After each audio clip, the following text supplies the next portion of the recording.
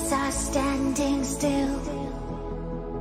It's like you're stuck in a nightmare, but you keep doing it for the thrill. Well, this is reality, you only live it once, so wake up from your dream. But just for tonight, let the lines get blurred, let your thoughts be free, let your thoughts be free.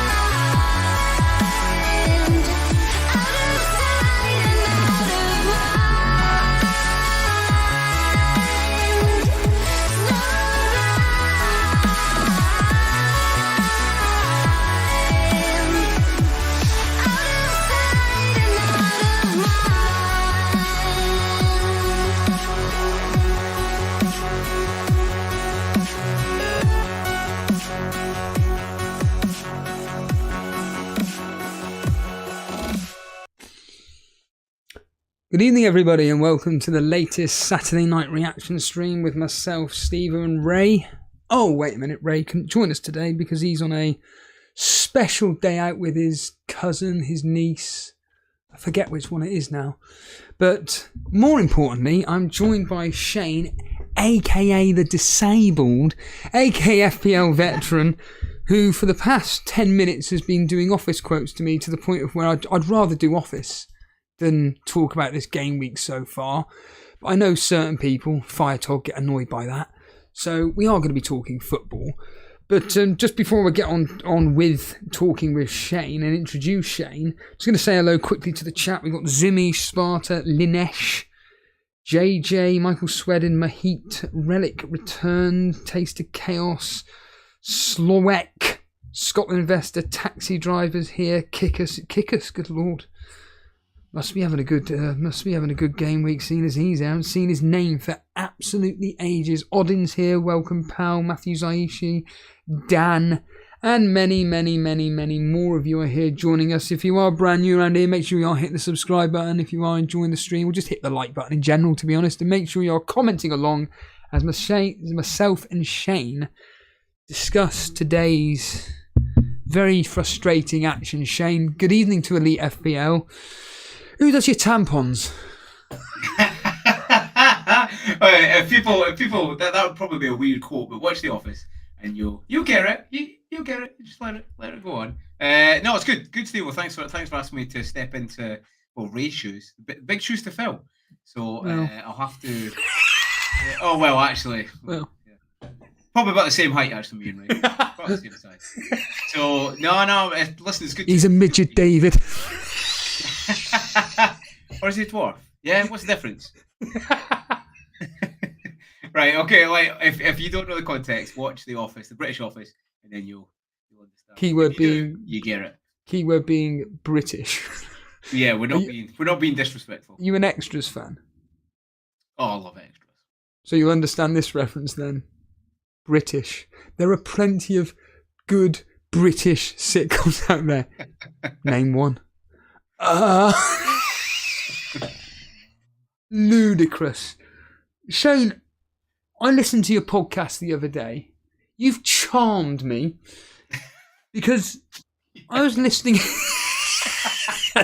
wait, you did? You forgot the? Yeah, you done it. Yeah, you've charmed me. Yeah, I love it. I listened in to you and Kieran, and you have a very basic way of doing your podcast. So just go through each match, predict the scores, go into some very interesting detail about why the potential outcome will happen. And as you were going through, I was going, yep, agree with that. Yeah, agree with that. Something that stands out to me was something Kieran said, which was if you're conceding, this is regarding Wolves, if you're conceding 2 goals a game, it means that really you're probably going to be losing every single game because it's very difficult to get into games after being 2-0 down or whatever.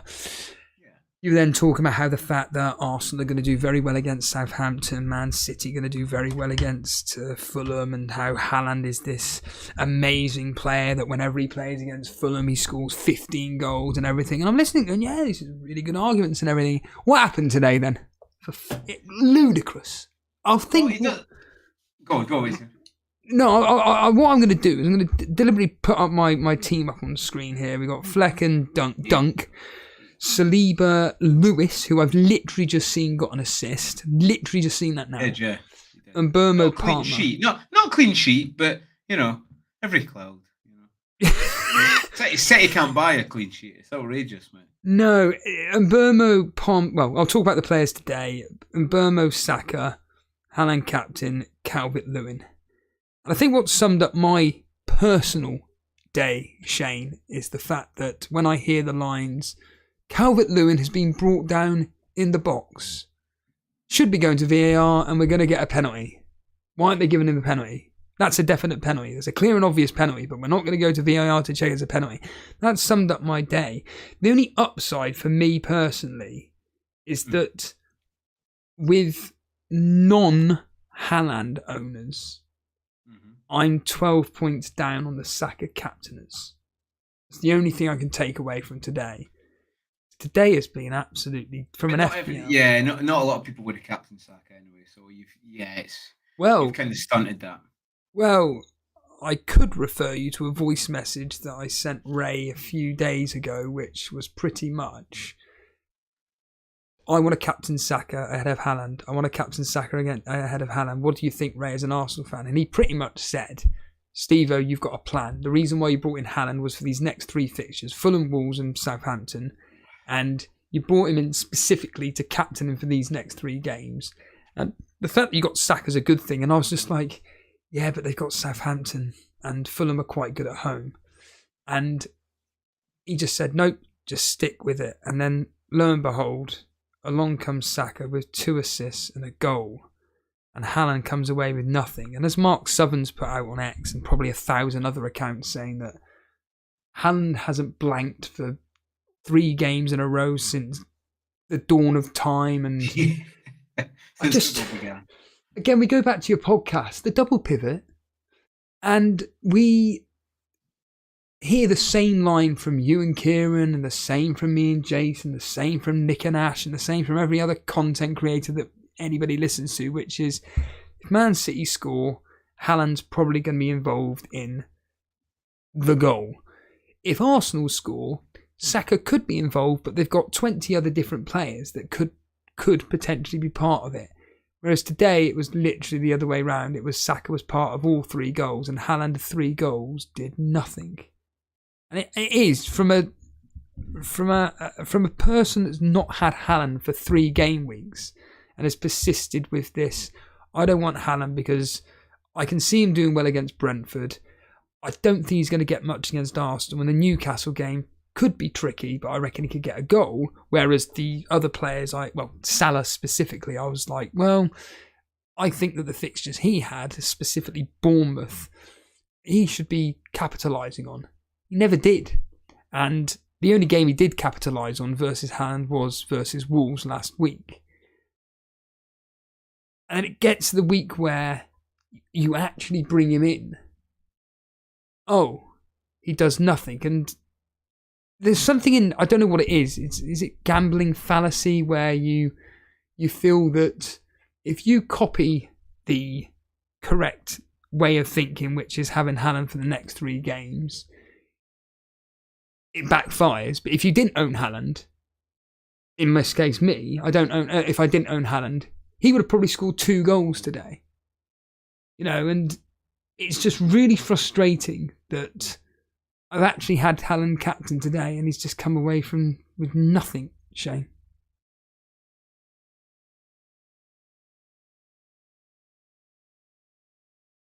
Has Shane muted himself there? Shane, can you hear me? Can the chat hear me? I definitely can't hear Shane. Okay. Shane, can you hear us? Oh, that's embarrassing. Shane, if you can hear me, you may want to restart whatever you need to restart. Because everybody can hear me, but we can't hear you, mate. So I may have to... I don't know if you've touched anything, but Shane has gone silent for some bizarre reason and we don't know why. So, Shane, if you restart, if you can hear me still... Shane, if you can hear me, I would probably restart everything and then come back to this link while I go onto a different page and hopefully start this all again. So yeah, while we're waiting for that, what I'll do then deliberately is then look through chat and see what you guys are saying there right now, because it has been a frustrating day from my point of view. I'm sure there are people here which are enjoying the fact that they potentially did captain Saka. And there we are, there's Shane. He is back. I can hear you loud and clear, Shane.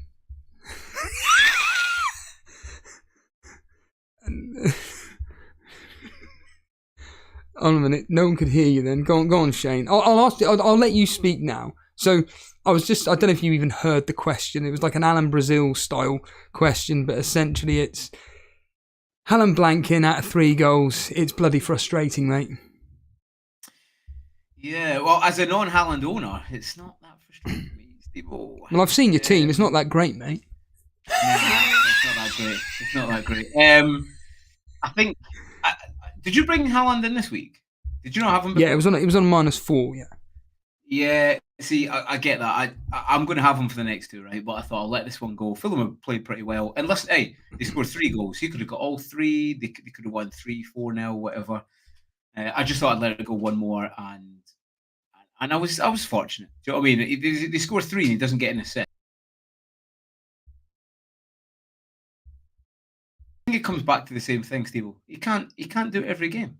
He can't do it every game. And if you look at a lot of people's teams that are Haland, don't get me wrong, they'll have Haland, Salah, and maybe Saka they might be able to fit in. But then you're not going to have Trent. You're not going to have a half-decent keeper. There's not enough balance in there for me, especially not to have both anyway.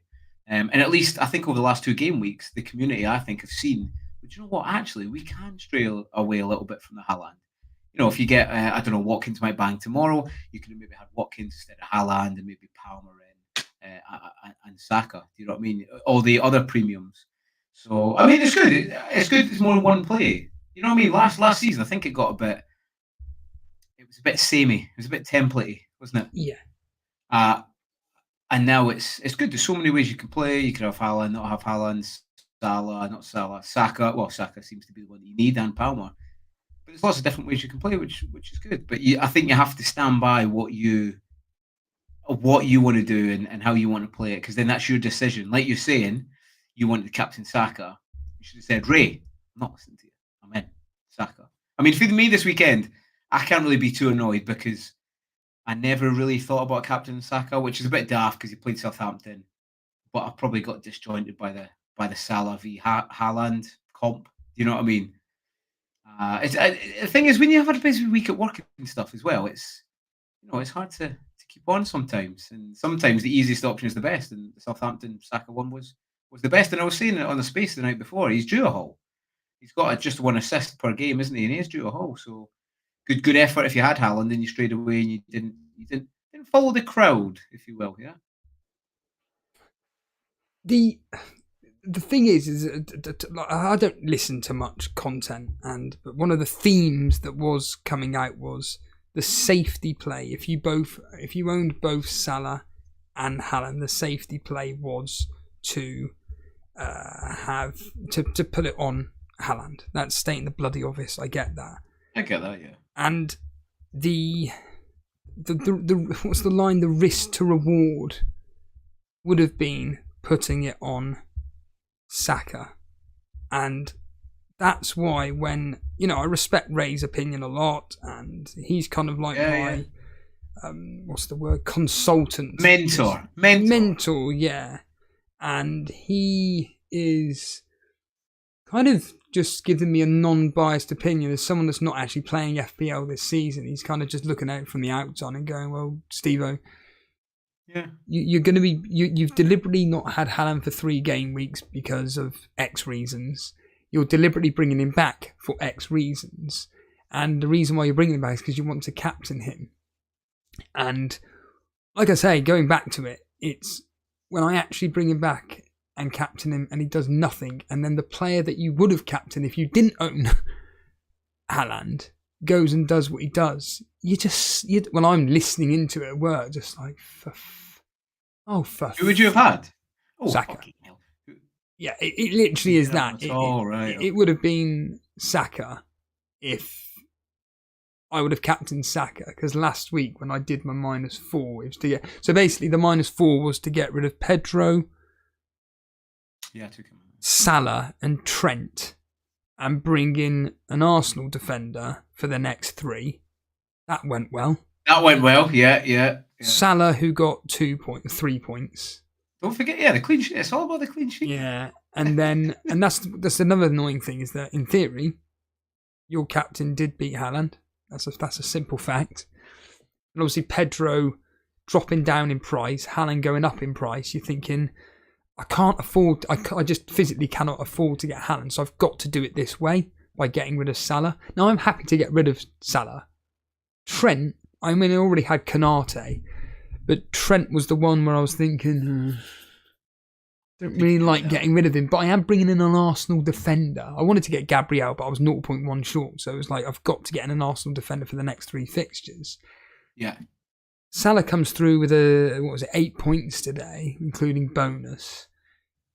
If I'd have done nothing, I'll have lost out on money, but my points would have been up. And I'm more than happy to have the team that I've got, because again, for next week, I got Haland away at a terrible West Ham team that I expect. Well, it's not even next week, is it? We've got some crappy international break. Yeah, there is. Yeah.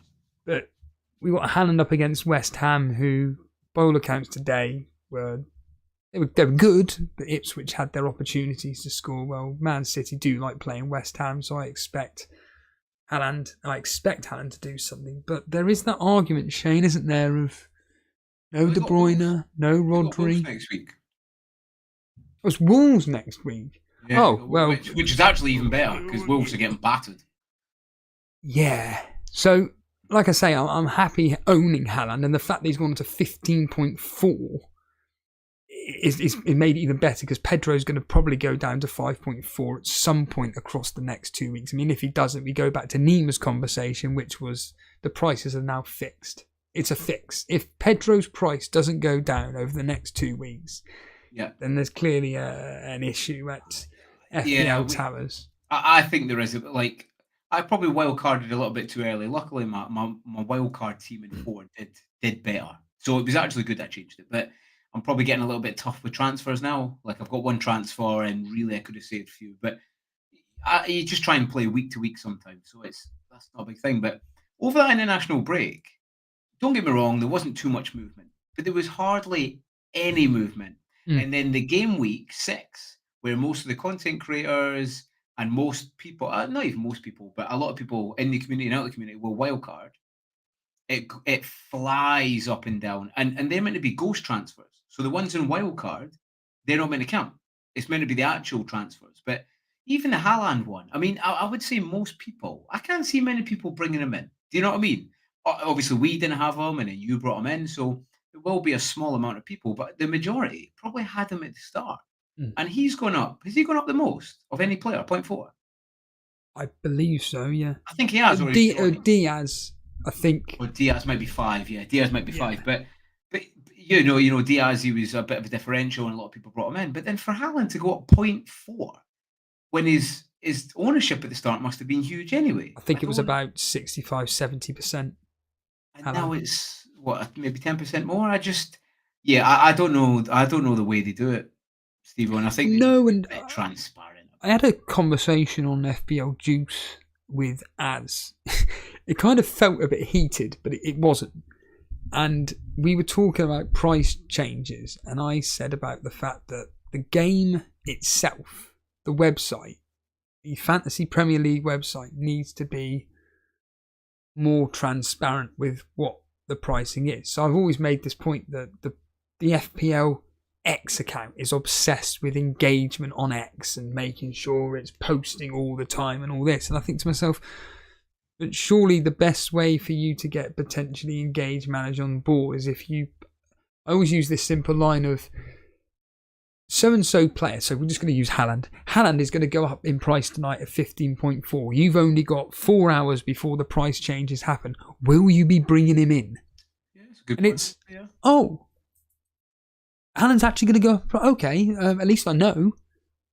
At least I know. Or for argument's sake, even if it's the most obscure player, but these particular players, like who was it that Harbour Boy was talking about this morning? It was some really obscure player which I've never even bloody heard of, but he played for Ipswich or something like that. And you're thinking that's all they need to do is just put up some post and say these particular players are going up, these particular players are going to go down. Are you going to be bringing them in? Are you going to sell them? At that point, there's transparency. Everybody knows where they stand. Done. Because these price predicting sites are a complete waste of time. And I know that through experience. Because when you go on whatever one it is, they're always wrong. They're always never correct. It will say that X player is going to be going up in price. They never do. Yeah, X player's going to go... They try and guess, don't they? Obviously, I think they don't know what the algorithm is. Do you play F1 fantasy? No. So long story short, what somebody figured it out, the price changes, because again they didn't tell the people who play F1 fantasy. In F1, price F1 changing. fantasy. Yeah. So you got obviously drivers and constructors, and price changes. So they'll change every race, but they worked out that they get put in brackets. So your best asset. So like your Max Verstappen or your Charles Leclerc, they'll be in like a tier A. Or the same, like a Haland or a Salah, they'll be in a tier A, and then it goes down B and C. Now, depending how many points each gets, gives them a price rise. So if you've got the tier A, Haland, Salah, they've got a higher ceiling where they have to achieve. So say they might have to achieve, 8 points to get a 0.1 rise. Whereas the C tier, where you've got, Harry Winks or someone down near the bottom, they've only got to get, say, 4 points. And that will give them the rise. So I don't know if it's something like that. But long story short, I think we need to be a bit more transparent because we are still a little bit guessy. Because I've used some of the sites, and by the way, they're fantastically ran. Whoever runs them, they put a lot of time and effort in, and they are really, really good. But you're right, good covering there. Good people. No, they are good. Like they are, and they're only doing what they can and when they think they go up. But yeah, they need to be a bit more transparent, because I think what we do. Because they want to have a little bit more communication, FPL towers, and they'd have more interaction. Like your point, that was a good idea of, Haaland's going up in 3 hours. Who's bringing him in? If that happens on a Sunday at the start of the season, do you know what I mean? People are like, should we bring him in? Should we not bring him in? Blah, blah, blah. And it just creates more interaction throughout the week. So maybe they need to look at that going forward. Yeah, and even the perfect example is the player that's playing tomorrow, Solanke. He gets injured, was dropped by 1.5 billion people, doesn't even drop in price. He gets brought in by 70,000. We'll knock him up by 0.1. Yeah. That first week, and people came back to me and they had a good point of he had a red flag, and you can't change a red flag. Completely understand, but his red flag was on for about 24 hours. After that, he was yellow, so he's fair game to go up and down.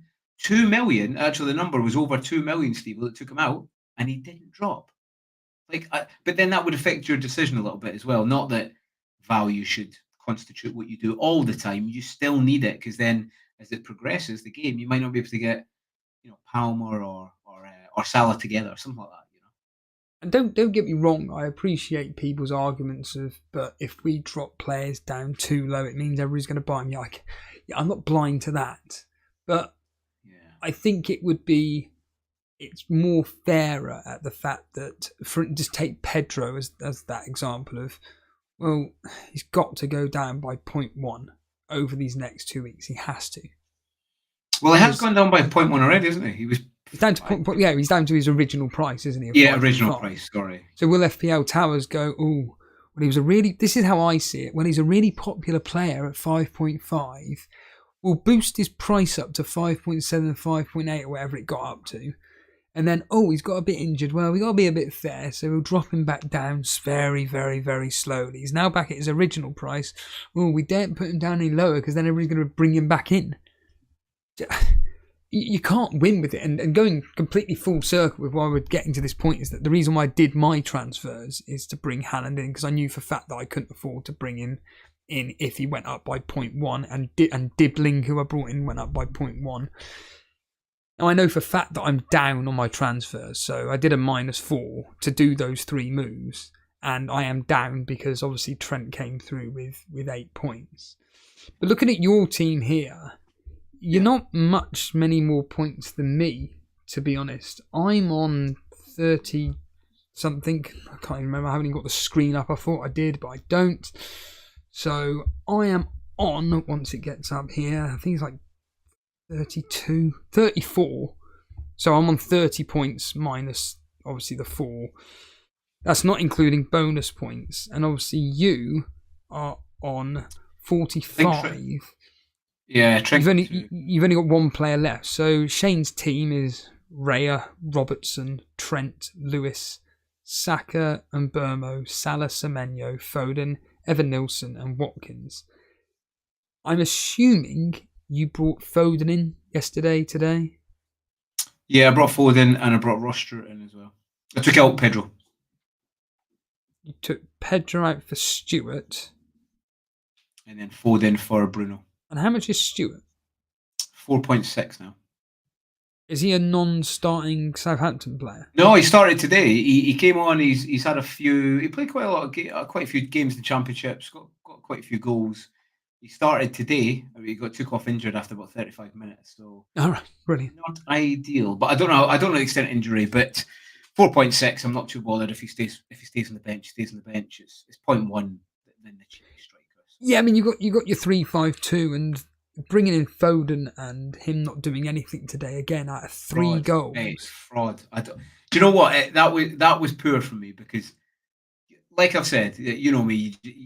I stand by like my decisions. If they go wrong, they go wrong. I've made them. You know what I mean? No one's really influenced me, and I've taken that decision. But I did worry. It was a bit of both. I did worry a little bit in terms of I think the goals are going to be shared around the City team, which they were.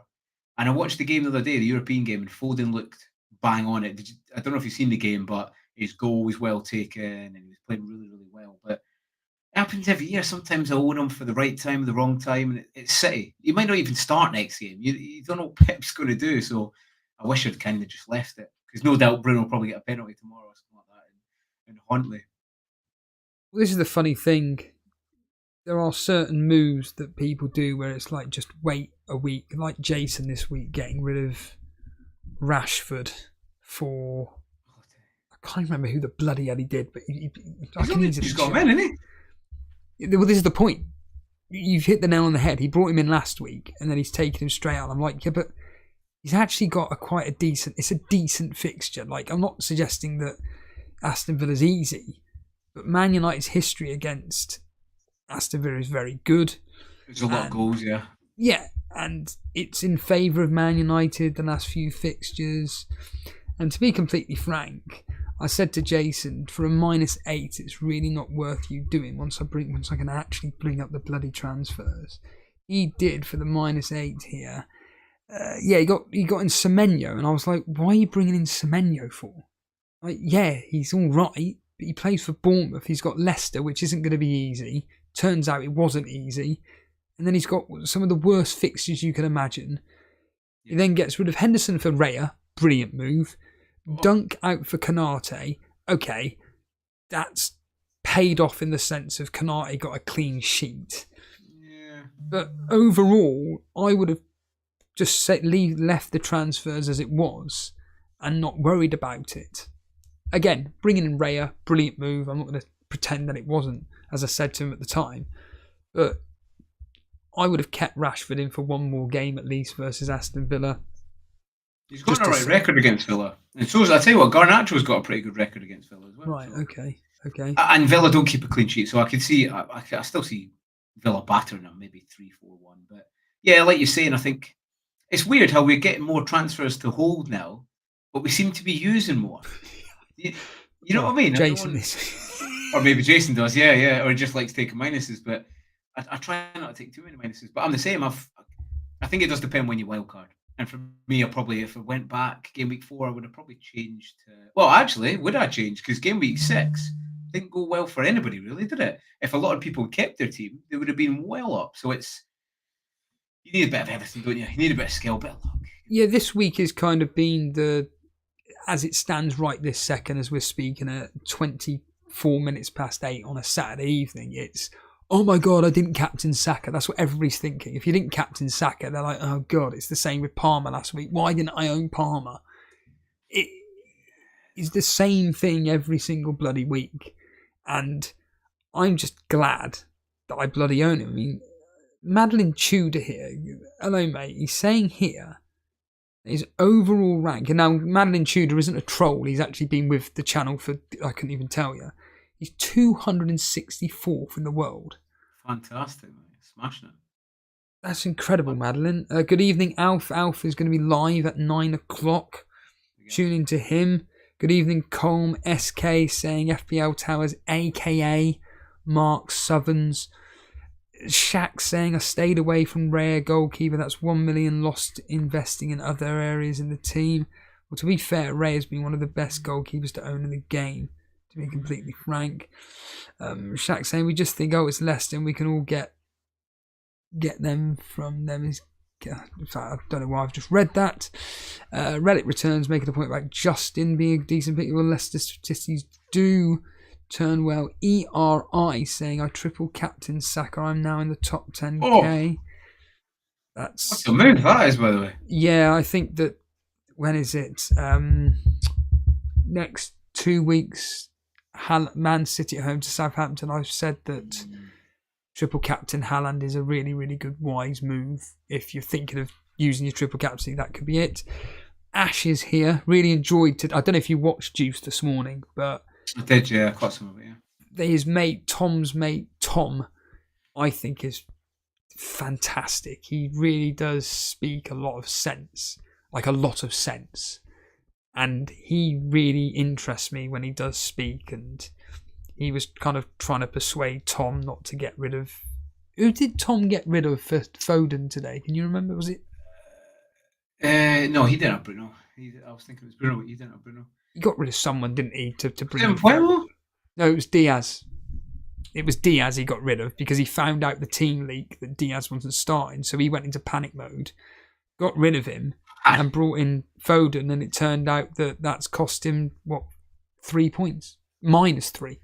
Because Diaz came on, Foden only got 2, did a -4, -3. It's Yeah, I was... Listen, I was fortunate Haland didn't get anything, right? Because they scored 3. But then again, and Foden playing in the 10, I'm a bit unlucky he didn't get anything, while he was playing in the 10. It's the Pep team, isn't it? I hate owning players from Pep's side. Unless you got Haland or even Lewis. They don't keep clean sheets. He's cheap, but it's a bit of a nightmare, isn't it? I mean, I didn't think about owning or using the triple captain, but against Wolves or Southampton, it's a shout. He scored 4 against Wolves last year. So I will have Haland in the next 2 weeks because you can't, for those fixtures back to back, you can't not have him then. But after that, there's plenty of scope to. Yeah, that's the plan for me. And I just want to quickly say, there's a lot of people watching right now. Please make sure you are hitting the like button if you are brand new around. Hit the subscribe button. Myself, Jason, Ray, and various other guests like Shane tonight. We go live regularly certainly every Saturday evening, every Sunday evening, and then every Wednesday/Thursday/Friday. We will do our preview show whenever Jason's available. So make sure you are liking and hitting the subscribe button because we do like talking about football and FPL and blah, blah, blah, blah, blah. So you were just saying then, Shane, about bringing in Haland. What for the Wolves fixture? What is the actual plan then? Because we've got your team up on screen here, and are you going to bring him in, mate? I'm assuming getting rid of Salah. Yeah, Salah's going to go, and I think Salah's got to go anyway. I don't know if you watched him today, even last game week, and I maybe should have listened to myself a little bit. I still think he'd do well against Palace, but he played super wide. I'm talking, he wasn't even on the touchline. he was on where the managers are standing at the time, a little bit too wide. And I know Slot was trying to do that to stretch Bournemouth's back line, so he might not be as wide for the next game or the Brighton game and stuff like that. So, but I think the fact that Parma is a good bit cheaper and the run they've got coming up, I'd probably feel a little bit better having Palmer in there that you could just leave, reinvest the 2 million elsewhere in your team.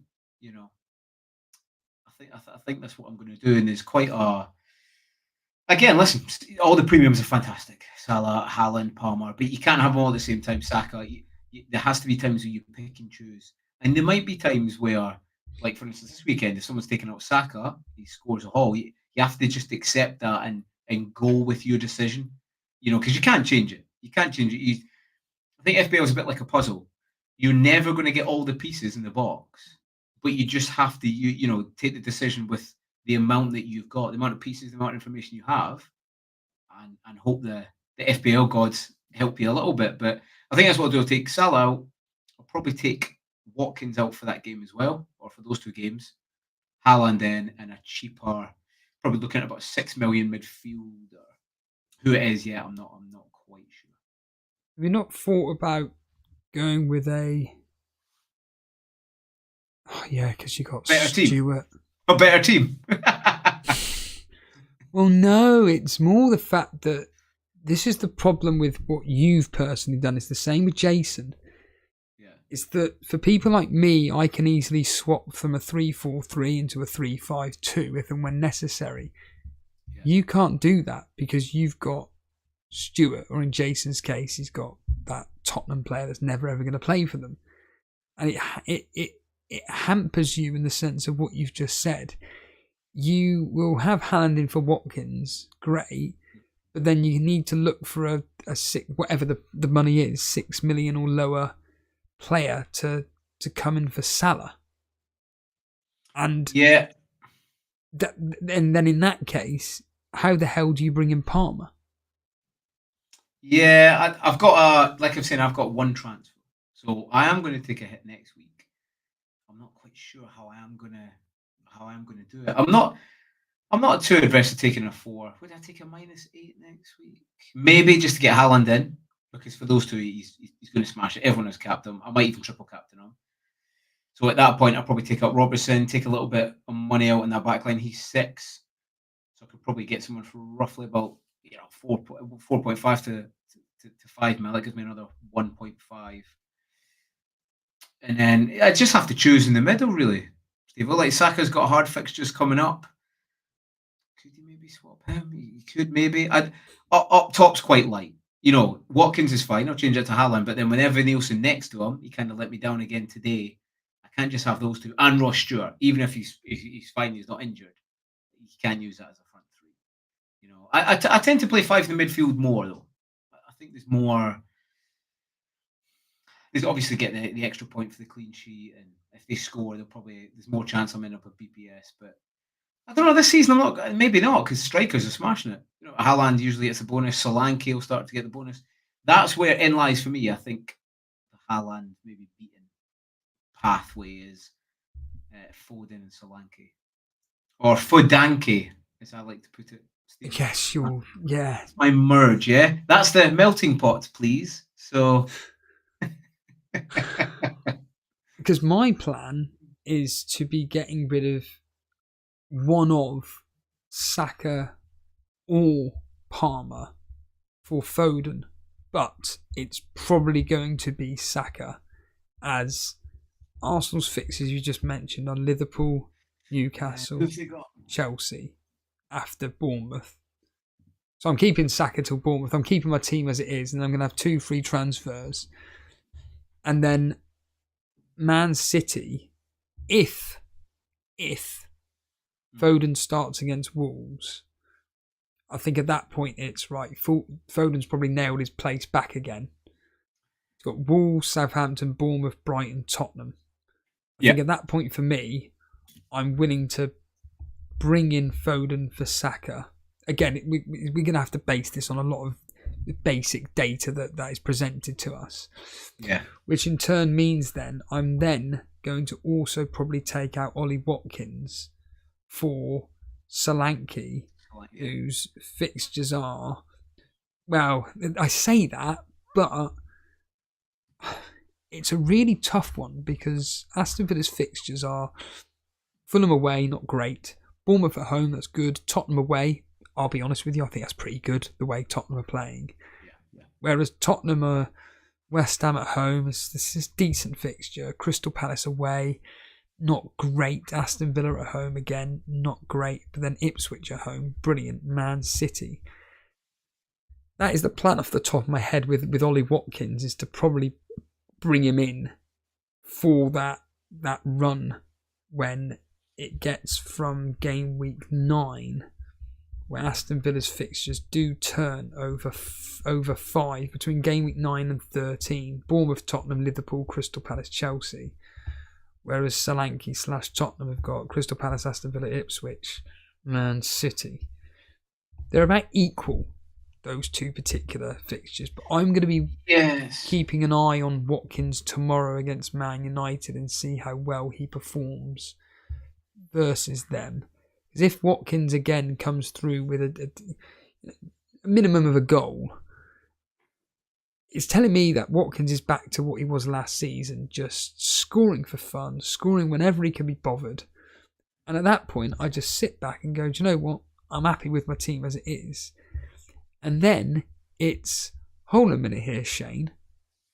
There's a player called Liam Delap. He's 5.6. He's got Everton, Brentford, Leicester in the next 3.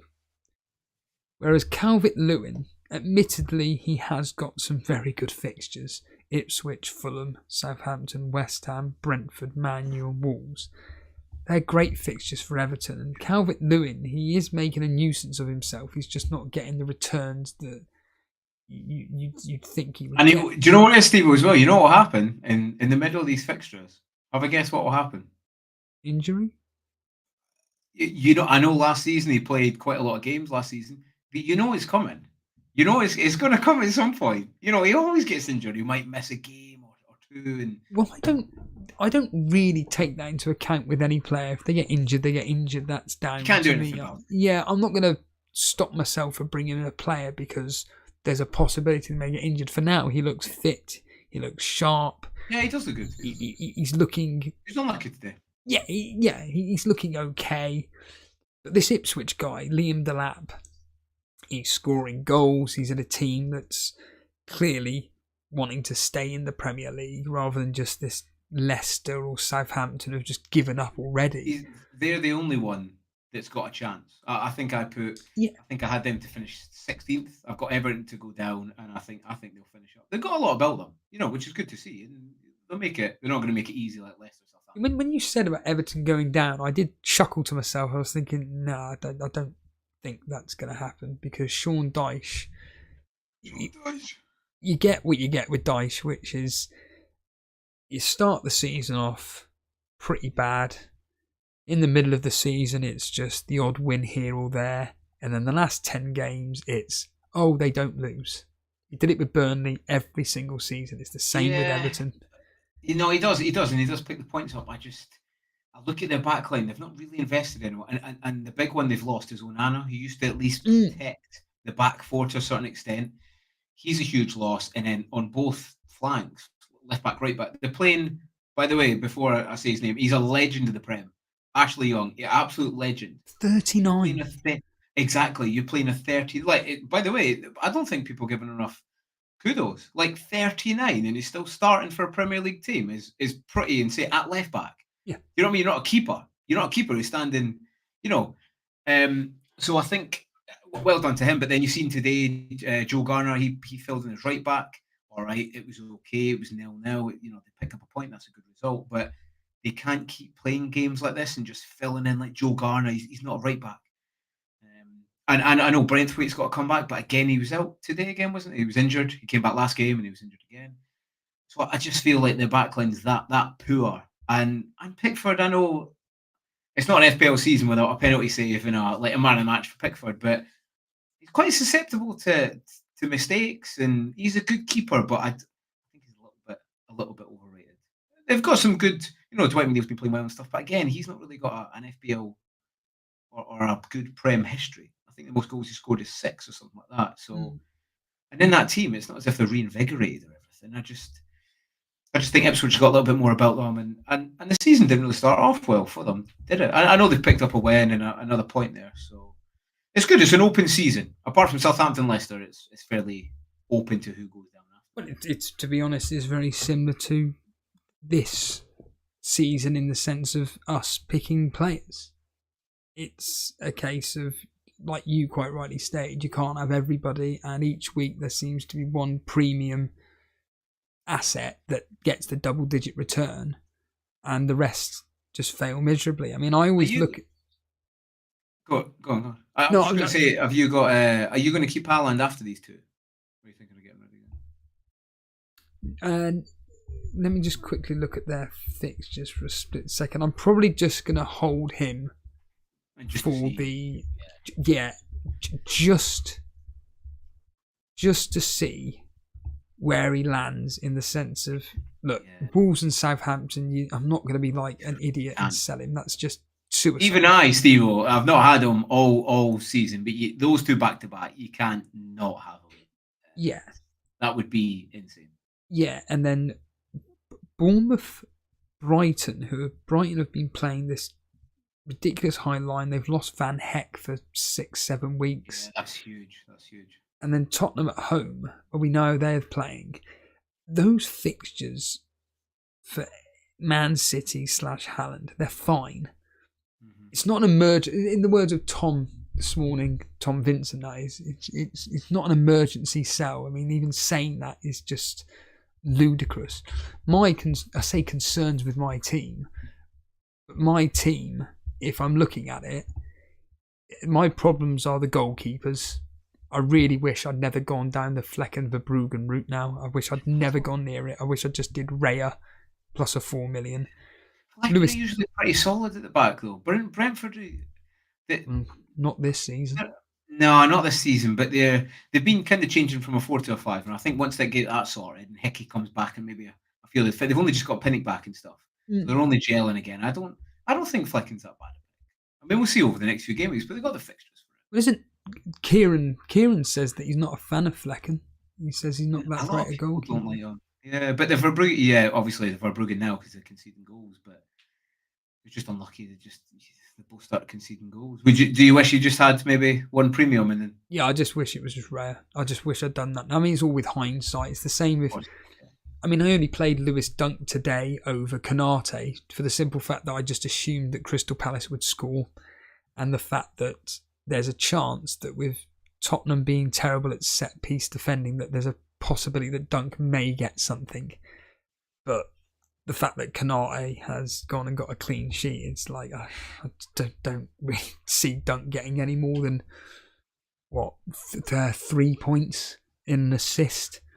But so them two, but the rest of the team, Saliba fine, Lewis and Burmo, Palmer, Saka, Rogers, Haland, Calvert-Lewin, Watkins, Canate, Greaves, Dibbling. There's nothing wrong with any of them players. It's just kind of like switching bits and pieces around to accommodate. And, moving forward, it really will be looking at how to get rid of... My plan was to get rid of Dunk to bring in that Van Heck. But Van Heck, would you believe, went up by 0.1 last night. Did it? And it was just... No, not Van Heck. Van de Ven. Van de Ven. Oh. Van de Ven, sorry. He went up by 0.1 last night, so I can't just do the immediate swap to him, annoyingly. And yeah, it's just one of those annoying things what I can't do. But yeah, it's thankfully I've got no emergencies, and whenever I kind of come out of Saturday evening and I kind of look at our moderator chat league, and it's got some decent players in there, and I always look at Dread FPL, he's top, and he's on 26 points because he took a -4, and Dread's team, the bonus points are now in. Okay, so the bonus points are now in. They could change it. I hate this change it, and I know why they brought it in for the, like, if it's an own goal or a goal that's given, but it doesn't really sit right, especially if, like we talked about, the value changes, and then there's a popular player who gets an extra bonus point, like Rogers the other week and stuff. It doesn't really sit right, I don't think, with some people. Oh, you mean after the weekend finishes? Yeah. I don't quite understand where that ruling's come from. After the game week's ended, we can still change the bonus points if and when necessary. What's Trent got? Has Trent got 2? He got 2 points today. So Dread's team's up on screen here for people just to look at, to go through what I'm going to be looking at now. So he's got nobody playing that's a differential on me. On me. He was unlucky with that Timber, you know. That was really unlucky. Fuck him. And do you know what the good news is, Shane, is that he's got Greaves coming off the bench with a whopping 0 points. So, and who's Steve does. And who's second on his bench? Yep, it's a face of Leicester who got him a clean sheet. Sorry, Dread. Sorry about that one. Oh no, and then everyone else will play in there. Yeah, well, obviously bench is important. It is important. Well, this is exactly it. With a strong bench like Dread, he is always going to have problems with which position has each player in and whatnot, and who to play each week, and which substitute to have in what order. But the main thing for me is he's got no differentials on me, whereas I've still got Palmer and Dunk. Now, if we're just going to assume Dunk gets 2 points, which I don't expect him to, I bet he only gets 1, if not 0, because he'll get his standard yellow card, if not a sending off. So he's going to get 0 or -1 tomorrow. But Palmer, that Tom lad, he said he's captaining him, so there's a small chance he may get an assist in that game against a team. Who Chelsea playing tomorrow? I've completely forgotten. As Shane looks, can you see that behind me? Can you see that behind me? So that's all the fiction. I put home wins, away wins, and then I can kind of track and then what's a bit better. They've got Forest. Forest, yes. That's not going to be an easy game, and I expect it to be quite tight. So Palmer, we've seen. No one could have thought he's going to score 4 goals in a half the other day, but no. Throughout his FPL career, he'll do it against anyone. He does it against City, he does it against Arsenal, he does it against anyone. So he could well score 2, and then no one bats an eyelid, and they think it's Palmer on Haland, Salah levels. Palmer is up there with one of the best players in the Premier League. He's just got. He kind of reminds me of Rooney. He's just got no care. You don't care about any of these big players. It's just, I'm just going to do whatever I want. Yeah, I like that. He drags that team through, and now, I think me and Kieran said it at one of our pods at the pre-season. Chelsea, they're a bit of a laughing stock, and they were, but when they gel together, they'll be a force. Look at the squad they've got. It is unbelievable. They're pretty much playing a second string 11 in Europe and scoring like 4 or 5 goals with Nkunku's banging hat-tricks.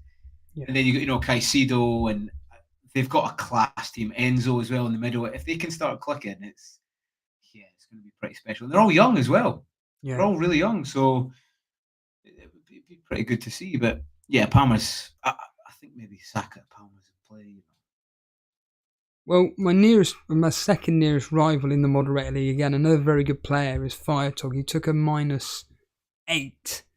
So that would make him being on, if my points are correct, 43. 43 points for Firetog, which is only, based on my team, is only, how many? 38, 34. It's only like 6, 7, 8 points more than me. But he captain Saka though.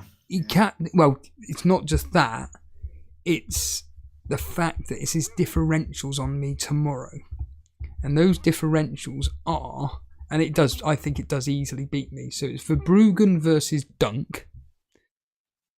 Mm-hmm. And that's it. Because then he's got Johnson, Solanke. Well, Verbruggen could get a lot of saves. He has done it over the time. I don't think he'll keep a clean sheet, but he might get a lot of saves. But then Dunk, I don't know, he might come up with a big. Remember, Spurs are terrible at crosses. Well, this is corners. Brighton are good at crosses. Yeah, and I'll tell you what, if it's you don't know if it was to end, I don't know, 2-0 to Brighton and Dunk was to get a goal. We don't know. We never will know until the game finishes. That's the good thing about football. We can't call it too much. I know you got AI models and all this stuff, but I love football that you can't, like today. I was saying to Kieran, or the other day when we done our latest pod, I just felt like Arsenal. I feel like they're just going to concede the goal. I don't know why, and there's no science or no data behind it because Southampton can't score and Arsenal are solid. But then there you go, it pops up, and they they get one, and the clean sheet goes. But that's why we like football, Some the highs and the lows. Sometimes it's good, sometimes it's bad. Well, from a selfish point of view, I'm very grateful that Arsenal did concede for the amount of people that have got double, if not potentially triple, but it's usually double Arsenal defence. Bloody hell! Sorry, I've just checked on my William Hill account and. That's not bad. A lot of my bets came through today, which is good. Oh, nice. It was good to see. I seen the other bet you won the other day, actually. I was watching. Which one was that? The accumulator? Yeah, the accumulator's good. I had one. I had a treble today on Man City, Arsenal, and West Ham to win. That I think that was like 2-1, basically. Yeah, they were good odds. Just going back to Firetog's team here. The fact that, like I say, he's got Johnson and Solanke. That does frighten me. I mean, Johnson seems to be the poster boy at the moment in the world of FPL. Is he someone that maybe he could be, if you've got enough money, that replacement for Salah to bring in Haland? Yeah. I've been looking if I do downrate. Well, I'll probably downrate Salah, and if I downrate Evan Nelson, that'll give me enough for Johnson. Just sometimes, even that in that attack, you still don't know. Sometimes. You might start a Kulu one time, or do you know what I mean? It's still, I'm not fully sure. I want to select players that are fully sure, but I don't know. I feel like he's on a hot streak just now, but I think that will come to an end fairly soon. They've got good fixtures, so maybe not. But yeah, I'd probably be looking, because I always want to look at that newer player in the next row of 3 or 4 fixtures. You can look forward, because FPL sometimes I feel like it's like a snowball, Steve-O, if you will. You build it up. If you let it get away from you too much, you're not going to be able to catch it for ages, and by then you've got to take a big minus 8 or minus 12 just to settle things down. So you need to be looking at that transfer forward. But he's cheap enough, isn't he? And he's starting. He's definitely going to start for the short term anyway. So yeah, until Son's fit, it's going to be literally Kulusevski, Maddison, Johnson, Solanke. They're the front 4, and potentially Werner. But Johnson, as it stands right now, like Diaz, I know Diaz was rested today, but that was just a one-off. Diaz is going to play 90% of Liverpool's games, no matter what. Yeah. Well, that was something we didn't speak about, actually, Steve, really. Like we've got all these plans moving forward, and that's great. We've got the European coming up, and we've got the international break. The European, we've never had a season like this before because it's one big league. And by the way, I think that's class. Do you not think it's worked out better, this Champions League now? I'll be honest, I don't really follow it, but okay. I will go along with what you're saying here, that it just seems to make it a bit more fun. Yeah, I think it gives the smaller clubs a chance of getting through. Before, you had groups of 4, and obviously, the top 2 got through and all that. Now it's one big table, Yeah. and you play, I think it was 12 fixtures, something like that. I can't remember off the top of my head. Anyway, and if you get in the top 24, I think, you then go through to the next round. So if you look at the table now, like Real Madrid are like 17th or something like that. Man City are up there, which is good, but PSG, they're like 20th. So, even the small games that say are, I don't know, some other nations that aren't the best. I don't want to name any. Probably Scotland, actually, if it was in Celtic. Against the lesser nation, and you're like, oh, that's a rubbish fixture. In the last game week of the league, say Celtic beat a smaller nation, they might get through in place of Real Madrid. So it's better. But because of that, the after effect is you're going to have to play your better players for more games. Like Man City used to have, you get all your games in the group, but by kind of the third, City are pretty much through. So they'll start playing not the reserves, but the second string and stuff. Now, you've got to get a lot of points to make sure you're in that 24. So those players are going to get used a lot during the week. And it'll have a big effect it'll have on someone like Aston Villa. They've not got the biggest squad. And then will Duran start maybe starting at the weekend, and Watkins will be used for the big league games? I think Aston Villa. I think Aston Villa have actually got quite, in fact, not quite. They've got a very good squad to cope with all of this. And I think that what Unai Emery's done has built a team which can easily replace the starting 11 if and when necessary. So like you just mentioned Duran. Well, every time, which I've only just found out he's only 20 years old. I couldn't believe He's that. old, isn't he? He's like Diego Costa. Isn't he? Yes. He's like 21. He looks about 55. So he's an adequate replacement for Watkins if and when necessary. Yeah. My most annoying player in the sense of I wish he started is Maatsen. Maatsen, if he was a guaranteed starter for Aston Villa, he's in your team, your FPL team, because he is a attacking winger who will get you assists and goals virtually every single game week. He is just ludicrous. But Emre doesn't play him. I think it's because he's probably too attacking. He's like Leif Davies. He's really attacking. He's a good player for Ipswich. But if you look, a lot of goals this season have come down his side because he plays a little bit higher. So, right. I mean, some games he will bring him on. But I mean, Digny's been playing as well. I know Digny's been a troll over the FPL years. Did I have him in? I think I had him in for a game week as well. But yeah, I think Emery's building something big there, isn't he? He's doing really, really well. It's good to see. Yeah, and going back to what you're saying about the Champions League this season, I think that if the managers are managing their squad well, I think Arne Slot is actually doing that with his Liverpool team, and it's just case in point with the results. I think that, to be honest, the rotation in the Premier League is going to be minimal. Don't get me wrong, I'm sure you were probably surprised at Robertson being benched today. Oh, still. So I'm sure I've seen like a leak. I don't pay too much attention. Like I'll have a little look. If there's an early game like today, if I've got like a Lewis, obviously I'll have a little look. I was going to play him anyway. If I'd seen that he wasn't going to start, obviously I would have changed the cons or something. But I seen a leak up, and I just seen blah blah blah blah, and Robertson was in there. Just quick glance, I was like, sound no dramas. I started watching the game, and I was like, where the absolute F is Robertson? Looked at it, he's on the bench. I'm like, but again, that was my decision, and I knew at some point Tsimikas is a good deputy. He didn't play Champ League, did he?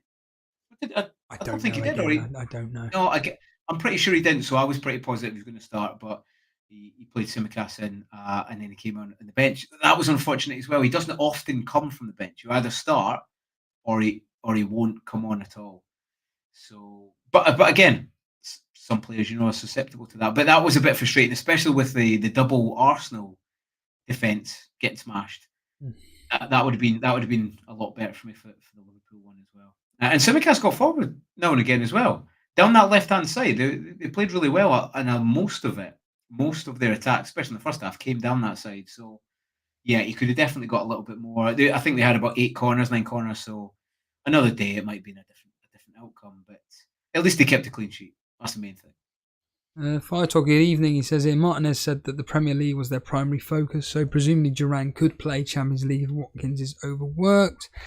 Shaq saying, if Gordon scored the penalty, we still look at Pickford as an FPL goalkeeper. Again, that's why I never read the chat, because I don't quite understand what that's going on about. Might saying Might saying Verbruggen when the Brighton defensive injuries get sorted. Oh, that's for a cheap option for a what do we call it? Just to 4.5. Mohit Trent? No, I don't know. I tell you what, I've got him. I know he got 8 points today, but again, if Jota, for some reason, when Trent passes on the ball, he loses the ability to head the ball. Though usually he's fantastic at heading. Trent should have probably had about 3 assists this season. Again, he had one today. He got in a good position. Maybe should have done a bit better with his shot. Had a few free kicks. So I think people forgot about him a little bit. And yeah, I think in that back three, I don't think I'll play a back four all season. I think Trent should be one of those 3 in there. I think moving forward. But a lot of people can't get to him, can they? Really? Because he is quite expensive.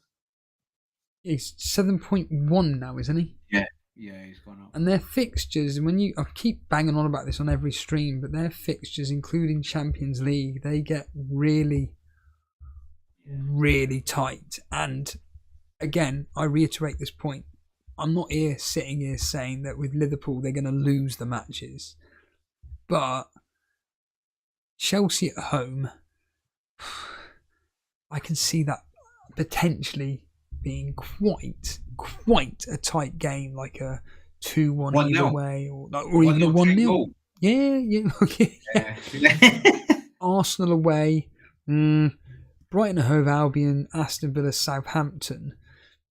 But then you have to throw in the mix of I'm not going to bring it up because it's just going to crash everything. But in the mix there, they got Champions League and EFL and whatnot. So that's why I'm kind of jumping off the Liverpool train and jumping onto Man City / Arsenal / Chelsea.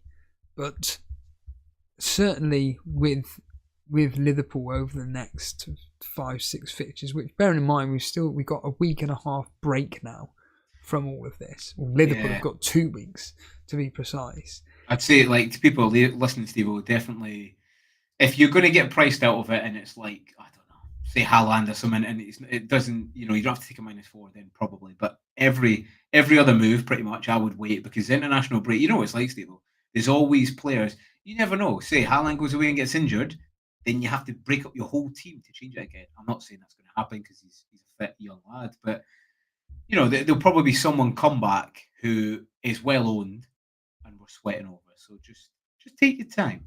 Just calm down. Yeah, as it stands right this second, for players being brought in at the moment, you got, this is literally right now, and Burmo sits at the top, Saka, Palmer, Delap, McNeil, Kanate. So they're the top 6 that are being brought in right now as we're speaking. And then the ones that are being sold, we've already mentioned one of them, but you've got Diaz, Pedro, Salah, Isaac, Allison, and then Smith Rowe. Well, people are just knee-jerking Diaz out because he didn't start one game.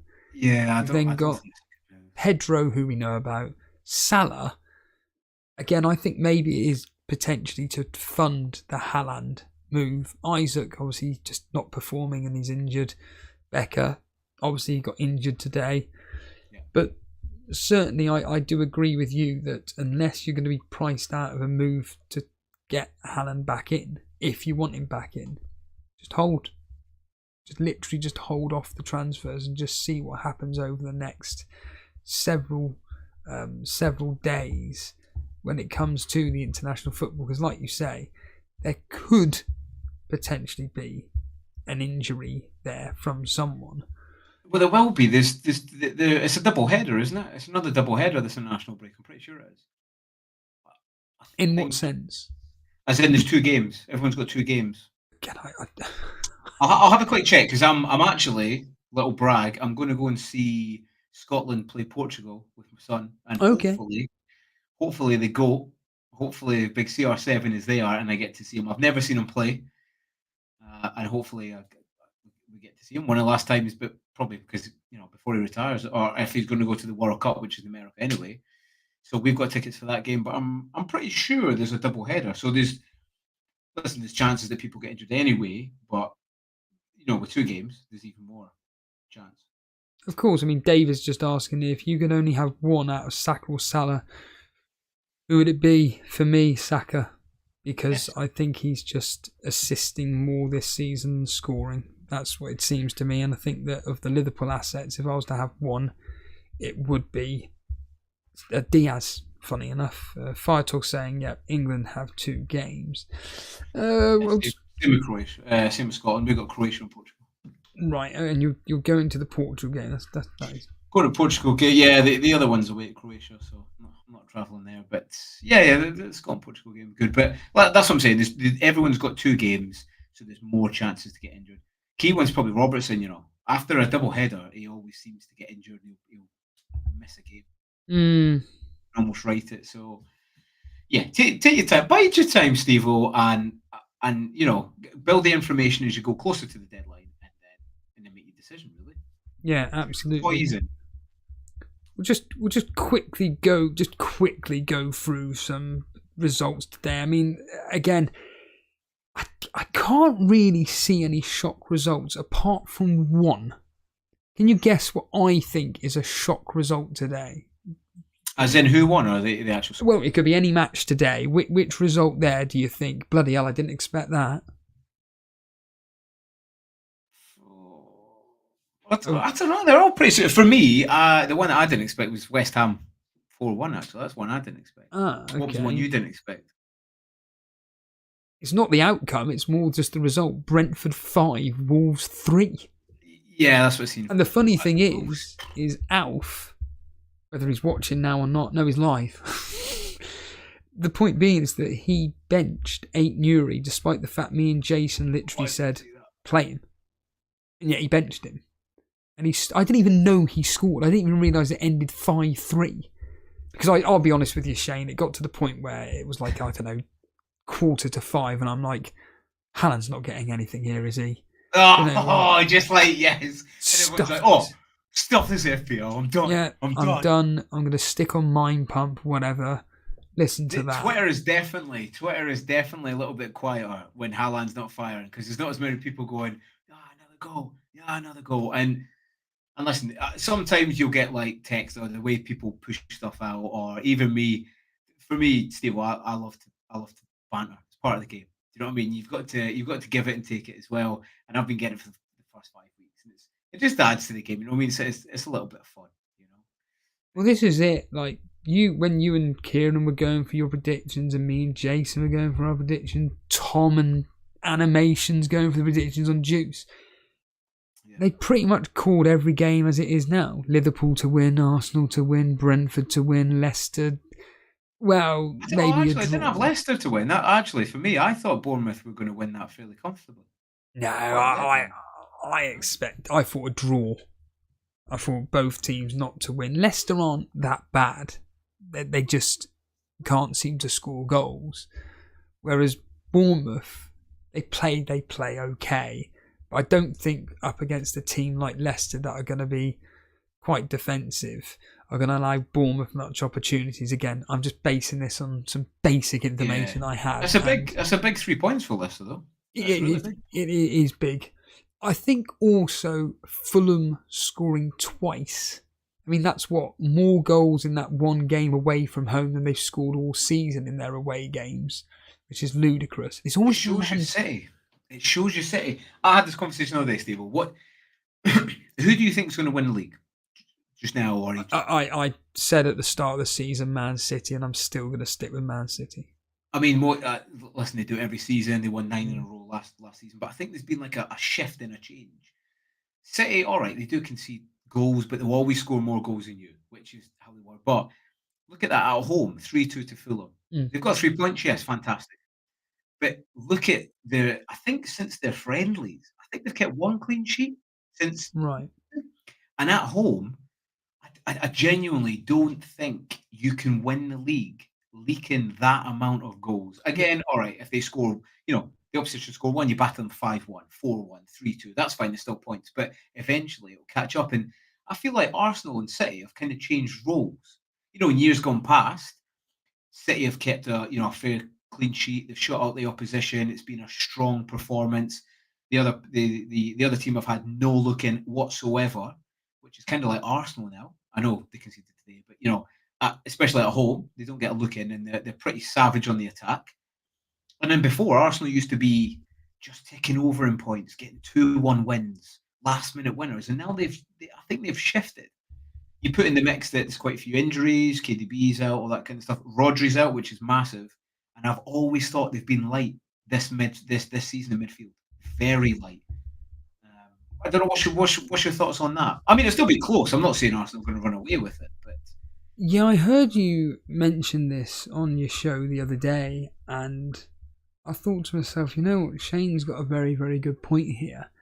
But like you state, Man City always seem to find a way to win. Now, don't get me wrong, Arsenal are now all of a sudden finding a way to win, as demonstrated against Leicester. Funny enough, as demonstrated today, they were 1-0 behind, and then they end up winning 3-1. It's down to the complacency of Arsenal and Liverpool, because let's get real here, it's only Man City, Arsenal and Liverpool that are going to be challenging for the title. Chelsea have got a say in it. Aston Villa, I think, again, if they can just continue doing what they're doing, they'll be pushing for top 4 easily, but I don't think they've got enough to be challenging for the title.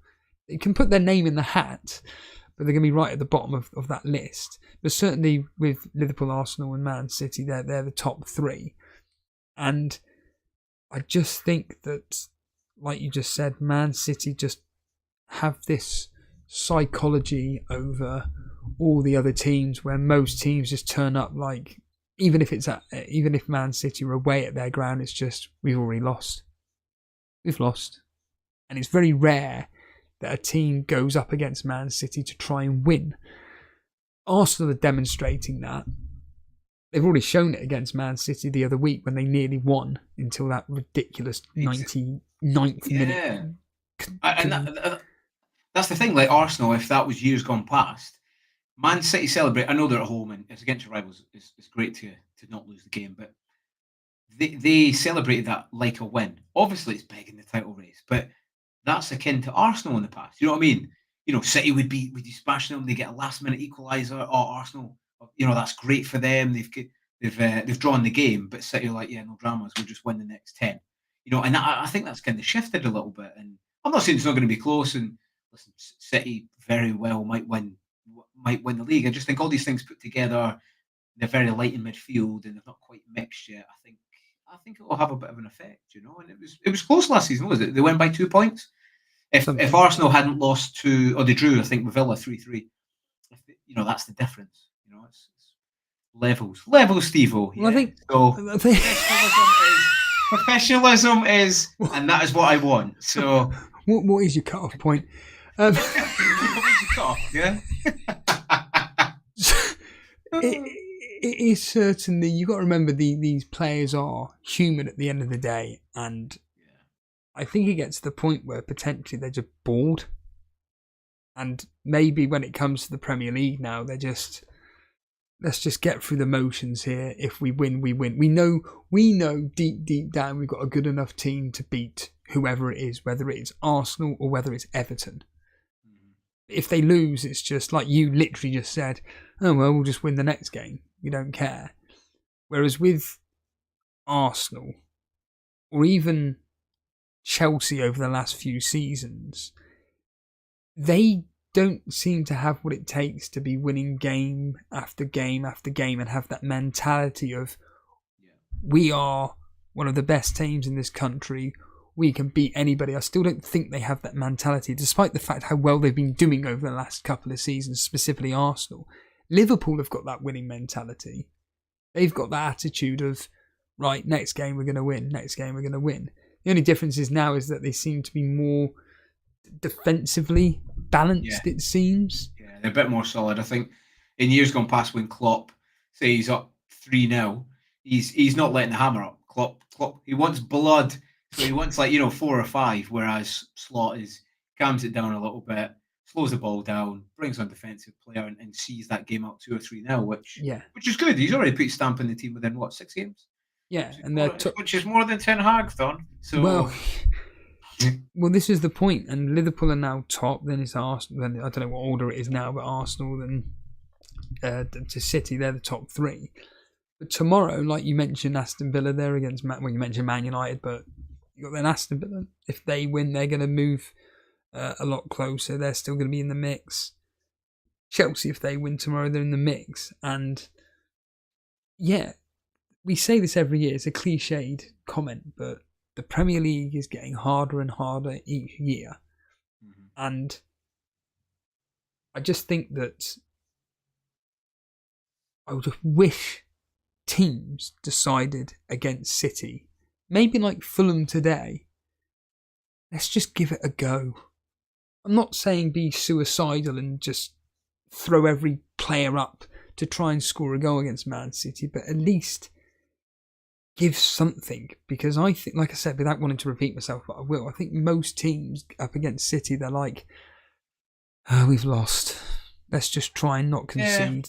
Yeah. And if you're 5-0, like, if you're going to get battered 5-0 anyway, if that's maybe the outcome of the game, which obviously you can't see, but you might as well give it a go. If you get caught in the break and you concede, but you never know. You might go up that end, score, and then you just sat in. You're trying to keep that lead, or even a draw. You know, like someone against, I don't know, say Leicester or something. Well, think about Wolves. They're playing Wolves next in 2 weeks' time.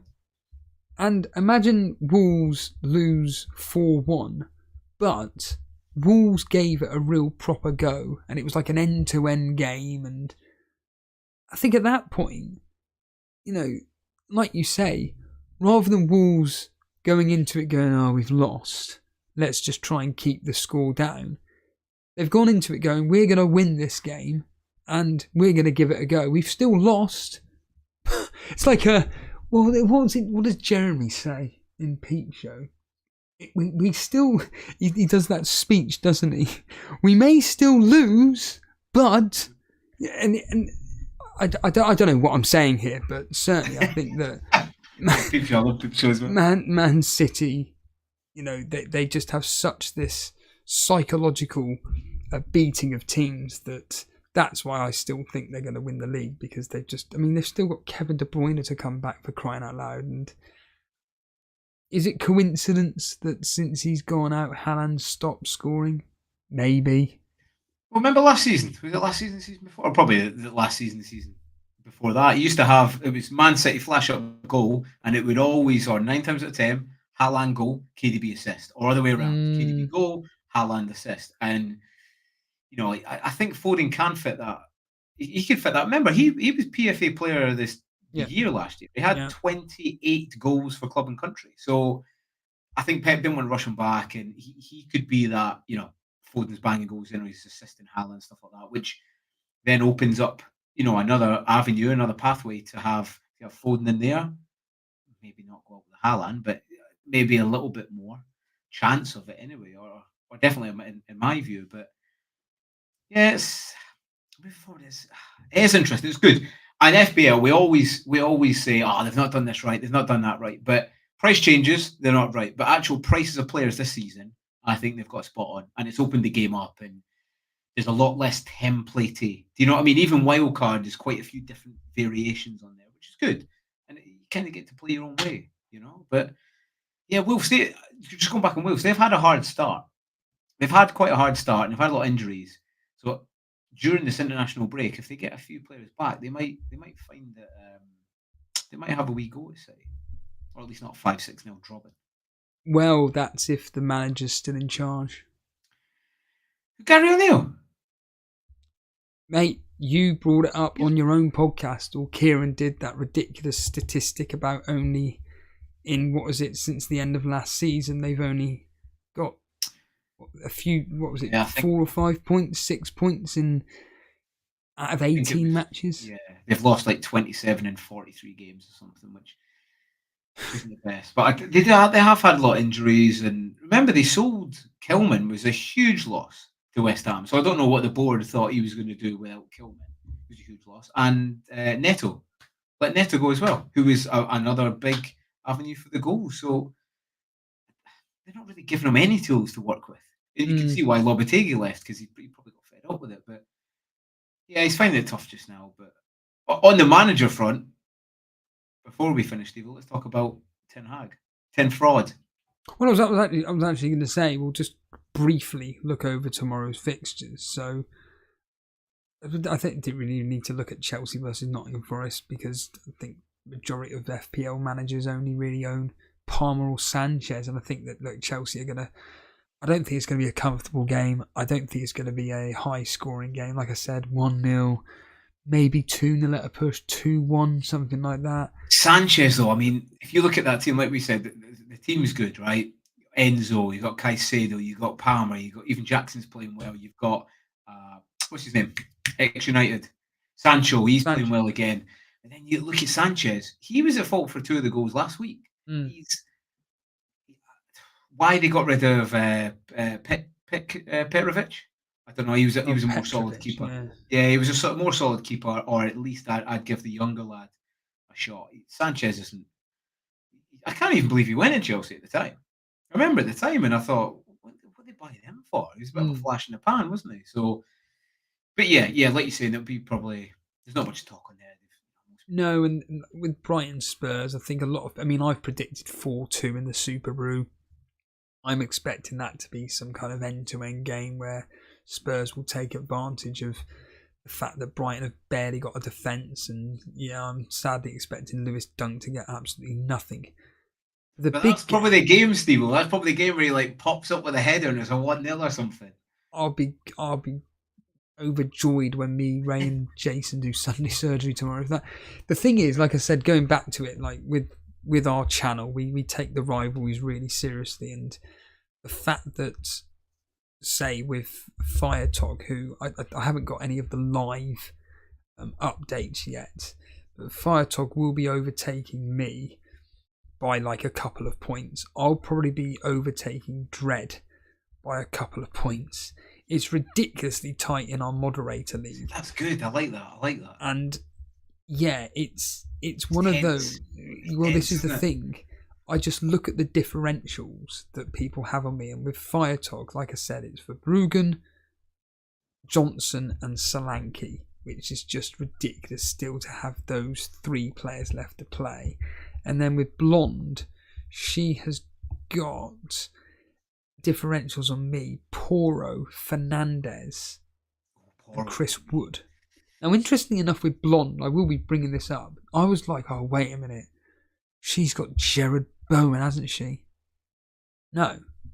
She got rid of him this week. In fact, these were her 5... Oh, my God.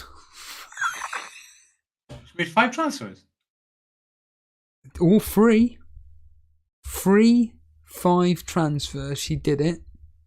And these were what they were. Now, I think she's probably come out on top quite well with this. So, let's go through the maths here. Munoz out for Gabriel. Well, Gabriel got, 2 points? 2 points, and Munoz got 1. Yeah. Isaac out for Wood. Can't comment, but Isaac wasn't playing. Bowen out for Burmo. Well, Bowen got, 2 assists and a goal today.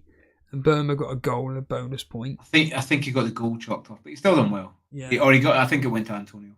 Trent Alexander-Arnold out for Lewis, who got an assist, and Trent got 8 points. And then your mate Stewart out for Havertz. Now, again, I think she's up by a very, very, very, very small margin. I can't be bothered to do the maths here right now. But she did these moves, interestingly enough, across. So she did Munoz and Isaac out on the 22nd of September at 4 minutes to 9 o'clock in the evening. And then at 10:36 on the 25th of September, this is in the evening, she did Bowen out for Burmo. And then on the 28th of September, she did the Lewis and Havertz in for Trent and Stewart. So, wait a minute, what game week are we today? What number of game? Game week 7. 7, yeah. Oh, right. So she did that last week. Oh, okay. So she's now saving her transfer. So yeah, her differentials on me are now Wood, Fernandez, and Poro. Now, I'd like to think that Poro will get 2 points. He may get an attack in return. Fernandez away at Aston Villa. It wouldn't surprise me if he actually popped up with something, despite the fact penalty.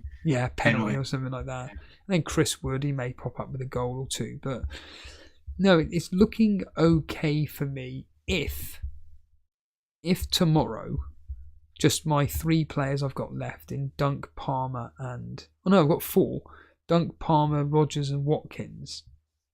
If all 4 of them were to come through with some decent returns, my overall rank could benefit really, really well. The game has updated. I'm at 335k now. It's nice. Looking like... It's looking like in the moderator league, I'm still second. I don't know if that's updated or not. I don't actually. I think the leagues usually take it like the next morning they get. Right. Okay. Yeah. So basically, it's looking like Firetalk, like I said, will probably be just a couple of points ahead of me, whereas I'll be maybe a point or 2 ahead of Dread. It's basically going to be flipping between the 3 of us. And you've got Blonde, Paulie, and Dan. Dan, bloody hell, Dan! He's on a good score, 57. What, Dan? FPL fella? No. Dan is in my close friend Dan. Okay. He didn't captain Salah. Okay. How did he get 57 points? Even Trent, I wish I'd gone for maybe even. I captained Trent the other week. I know you did. And maybe hindsight, yeah. Well, not the week that he banged. Yeah, that he got 1 point because he got yellow card. Yeah, and then the following week, when you didn't captain him the following week, did you? I captained Salah, I think. Yeah, and then Trent gets more points. It's ridiculous. It's you've just got to, you've just got to go with what you think at the time, and you can't win them all. And it's probably a weakness in my game. My captaincy isn't always the best, and that's probably the most important one, or one of, because look at today, Saka 16 points. I had Salah, so it's an extra 3, so I missed out on 13 points. I was never going to captain him. It was never in my mind really. I never thought about it, so I'm not complaining. But yeah, that's even if you don't have the best team, if you bang the captaincy on one player, the correct player, then it'll come through. And listen, 9 times out of 10 you could captain. Of course, Captain Haland and Salah stuff, but they can't do it every week. If you look back last season, looked at every the best players from every game week, there'd be loads of players on there like, oh, never thought they would have banged, like Dwight McNeil last week, 2 goals. So it's the picking and choosing time. But yeah, no, your ranks, that's high, but it's really close just now. What are you on like overall points wise? I like how everyone's really close. Yeah, overall I am on 451. See that? I'm on 423. I've not looked at my rank at all, and it was empowering, Steve. It was empowering, and I just looked for a green arrow or red arrow, and it do you know what? It really improved what I thought about during the game week and stuff like that. Yeah. Because I wasn't in my head like, oh, I'll be up to 1.2 or 3 point. Just a green or red. If you keep getting greens, that's good. That's good. That's good. Let's have a little look. It's probably still not the best, but look at that. So just over 1 mil, and I've still got a player tomorrow, and I missed the captaincy up of 13. That's the only good thing about not having a Haland team. It's high risk, but it's high reward. Yeah. Because even if someone showed me a stat today of Haland captains, and it pushed them down because Salah got an extra point. So yeah, I wouldn't do it every week. Risky, if you will, but yeah, it's empowering, Steve. Well, James from Planet FPL is having an absolute storm of yes. Haland. You're right. Ridiculous. Sorry, I was going to mention him. And he didn't have Salah as well, and I think I listened to his pod, and when I heard that, I was like, that's insane. But didn't he have Jota as well? He had Jota today. Yeah, I seen his team. So I think he still had Jota from a bit before. So Jota obviously had Palmer. If anyone had Palmer at that time, did he captain? I'm not sure. But anyway, he's looking at pre-changes. I think he was 48k. He's up to top 4k, top 5k now. So it shows he didn't have a Salah or a Haland. Yeah, well, he put it up. So I think he's still got a few players tomorrow, but he's top 5k now. So and who's he got left to play? Do you know what? Let's have a wee look. It shows that James is a very, very, very smart individual. I like listening to his pod. He's really good. Again, I'm sure everyone listening to your pod is quite aware of them, mate. But if not, get on Planet. They're really, really good. And he's like you. Just talks through what he's thinking about Steve-O. He's his views, his why he's bringing someone in. I think you're doing James a disservice saying what I do. I just I am less informative, less knowledgeable. But you were going to be put yourself down, Steve-O, yeah? So you were going to be slagging off Ten Hag. Oh, we can get to that. What's the thing with Ten Hag? I'd rather you do it with Jason, to be honest. But what's your main beef with what? Okay, I've never had him, mate. I've never had him, and people think I'm a City fan. I'm not a City fan. I'm Scottish, so I go and watch. I support Dunfermline, so I support my local team, and me and my son go up and watch them at the weekend. And I think that maybe gives me a little bit better view Prem-wise. I don't have as many allegiances, to a side if I'm a Newcastle fan or whatever. Granted, there's teams I'm not fond of, but I'm actually very fond of United. And I grew up, same as you probably, Steve, in the 90s, the late 90s, where they were the team. And it's quite sad to see them where they've fallen now. And that's probably what annoys me. But just going to Ten Hag, I've never had him. Even when he does his interviews and stuff like that, I know he's foreign, but came from the Eredivisie. He had an Ajax team that was unbelievable, by the way. I might post that tomorrow. The Ajax team he had was phenomenal. It's like a Barca team that they probably didn't need a manager. They could just go out go out and win. And just everything. I think it's just more invisive of the club. The club's in a bit of a mess. The buyover, the hierarchy, the manager, and I know they keep changing managers in and out, and you don't want to change his stuff, but I look at that team and there's nothing. I wouldn't think that's how Ten Hag plays. A little bit of a press and that's it. He spent a lot of money. He's brought in players that are just shit, quite frankly. And I'm just not having them. I said, actually, Steve, if it does work out, we had a wee predictions at the start. I don't know if you heard at the start of our Double Pivot podcast, because we started this season. And one of my predictions was Everton go down and Ten Hag to get the sack in 15 games. And what are we in now? 7. So he could go in half. I've never really had him. I mean, what's your thoughts on Ten Hag? Does he do it for you, Steve? Or does he? I don't really have an opinion on him. I have more an opinion on Man United, and it's just the fact that, I mean, funny you mentioned James then, when he did his pod with Ricky Saunders for the Brighton versus Tottenham game, the Clash of the Correspondents one. Mm-hmm. Ricky summed it up brilliant, which is he summed it up perfectly by saying they're just a bunch of footballers on a pitch that are just very good at football. That's it. I mean, he's described football in a nutshell. Yeah, but they're not a team. And any time I watch Man United, I think, do any of you actually play with one another? Do you actually train together? Like, you don't seem to know. You don't have any connections. You've got Fernandes, who is, in my opinion, over the last few seasons, seems to be on a downward spiral. It just seems like a person that's going into some kind of mental kind of capacity where he's just completely deluded with what's going on. You've then got Garnacho, who's running his socks off but never seems to be allowed to start any matches. He persists with playing Rashford, who, again, doesn't look like he wants to be there. Xerxes is just not good enough to be up front for Man United, in my opinion. And then who's the guy, Ahmad, or whatever his bloody name is, apparently is supposed to be a very talented player, puts in effort. He is good, but he's not the Messiah. He's not the Messiah. And then they've got a goalkeeper who seems to have a mistake in him every single week.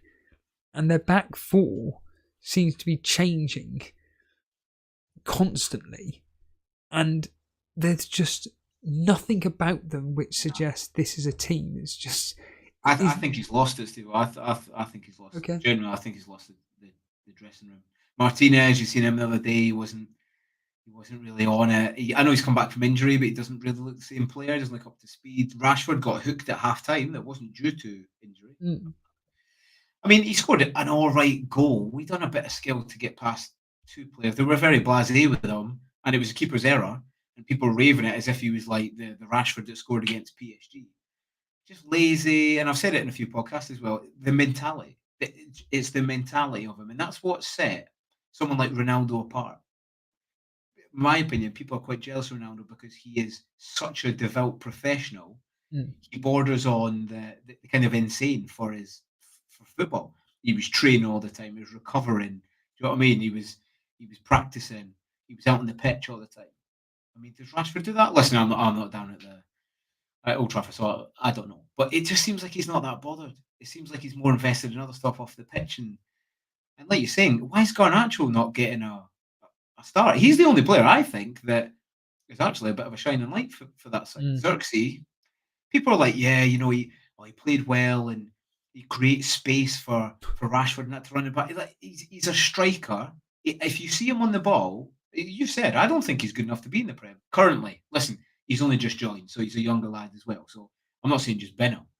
But a lot of his transfers he made are pretty poor. Point him out, Anthony, 80 million. I could have joined the club for about 10k if Anthony's 80 million. Do you know, I completely forgot Anthony even existed until you just brought him up. I think he's getting the Ajax team back, isn't he? He's got Anthony, he's got Majraoui, he's got Delect. Yeah, he's trying to get the old gang back together. Do you know what I mean? Like grown-ups. He's trying to get them all back together, mate. So you're expecting Aston Villa to do very well tomorrow? Yeah, I think genuinely that could be Ten Hag gone tomorrow. I think if you're looking at even a 2-0, say it's like a bit of a drubbing as in the they've got most possession and a lot of shots and it's 2-0, he could go. If it's 3-0 and say United work in to win the game, I think he still goes. And I know people are like, yeah, but who are they going to find next? But any change is better than no change. You know, I don't, you can't go through the season like that. And Villa, the way, I'd love to see Duran and Watkins play together tomorrow. They would frighten United. It's not really the way Emery plays with kind of a two up top, but you can find a way to fit them in. You've already mentioned it, but by all accounts, according to Jason and Mark Goldbridge, it's not Ten Hag the problem. It seems to stem from the top and work all the way. I mean, we've all been in jobs where you could be the best worker on the planet.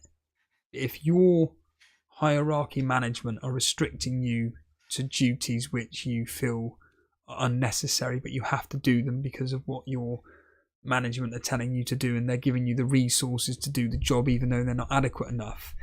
Yeah. Is it your fault, or is it the hierarchy, or is it a mixture of both? It's probably that, to be honest with you. It's probably a mixture of both. It's like in The Office, Theo, where he's like, yeah, our lot, yeah, I said you a lot of shit. Like little slugs! Sorry, I had to get that in there, man. What's the slugs with a personality? What's the guy's name who's taken over? What's his name? The one that's in charge of Man United now, the CEO, whatever the bloody called. What's his blasted name? The British guy. Yeah, what's his blasted name? That's really annoying. The owner, Radcliffe, Jim Radcliffe. Yes, Jim Radcliffe. Yeah, sorry. Did you see me in there with Jim? No, I didn't. Oh. What happened? If you had, you'd come through that wall. Oh yeah, well, you know, I would have got involved in that. Big boy shit. And there's Rashford and Garnacho sat around going, "Did you hit him?" Well, if I had done it, if he comes through that wall, yeah. I don't know. I don't know. Jim Radcliffe is pretty trim. Yeah, against karate. That's mental. Ten Hag. I can see Ten Hag is. I need to look on it. Someone would have made like Ten Hag as David Brent. If they've not, and someone's good at tech, please make that, because I can see it. Do you know what I mean? Like, he's suit and tie. Yeah, if I had, yeah, no point in getting involved, mate. Big boy shit. But yeah, just quickly, actually, I looked at James' team. Planet FPL. So he's got team-wise, he's got Rhea, Pedro Porro, Alexander Arnold, Gabriel, Saka, Mbuemo, Palmer, Diego Jota, Watkins, Solanke, and Vardy. So he's up to top 5k, and tomorrow he's still got Solanke, Watkins, Palmer, and Porro. Yeah, it's ridiculous. So I mean, listen, good luck. It's good to see, you know, people doing well, and it's good. Well, it justifies somebody who openly admits that they're an individual who just watches a lot of football. They know their stuff. Let's not fuck about here. James knows his stuff. Oh yeah. Yeah. And it justifies in his decision making in not going with Haland and Salah or whatever combination he hasn't gone with.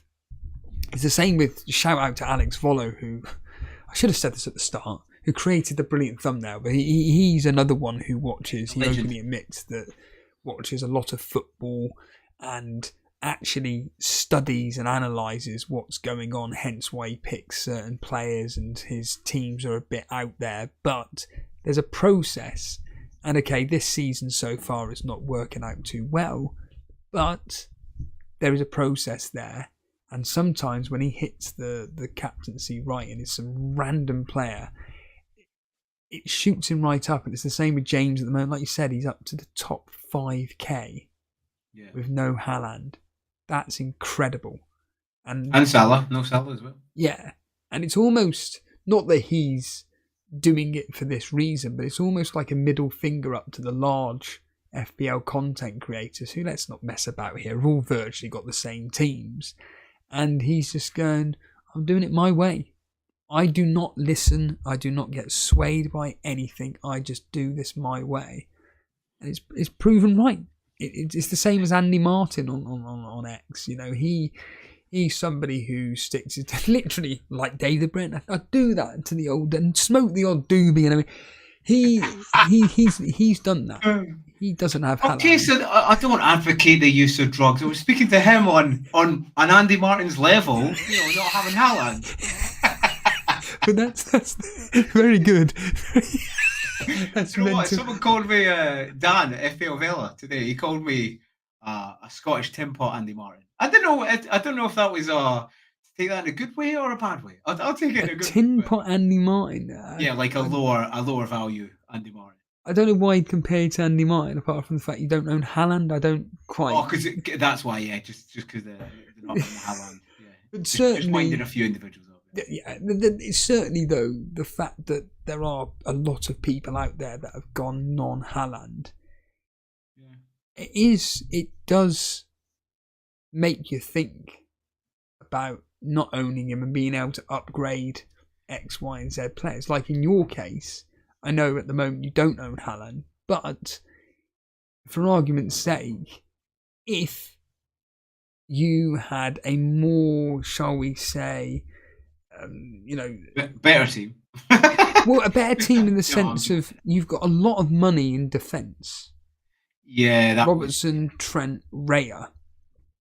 Yeah, that's a lot of money in those three alone. Even though, to be fair, Robertson's the same price as every bloody Arsenal player anyway. It was. That's why it's frustrating today. But no, I'll go and see one.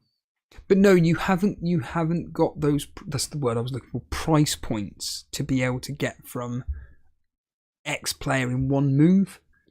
Yeah. So you can't, for instance, replace Stewart with Haland. It's impossible. Without having to take a massive hit by getting rid of Salah and someone else to replace Stewart with Haland or whatever. And I know you said that your move is...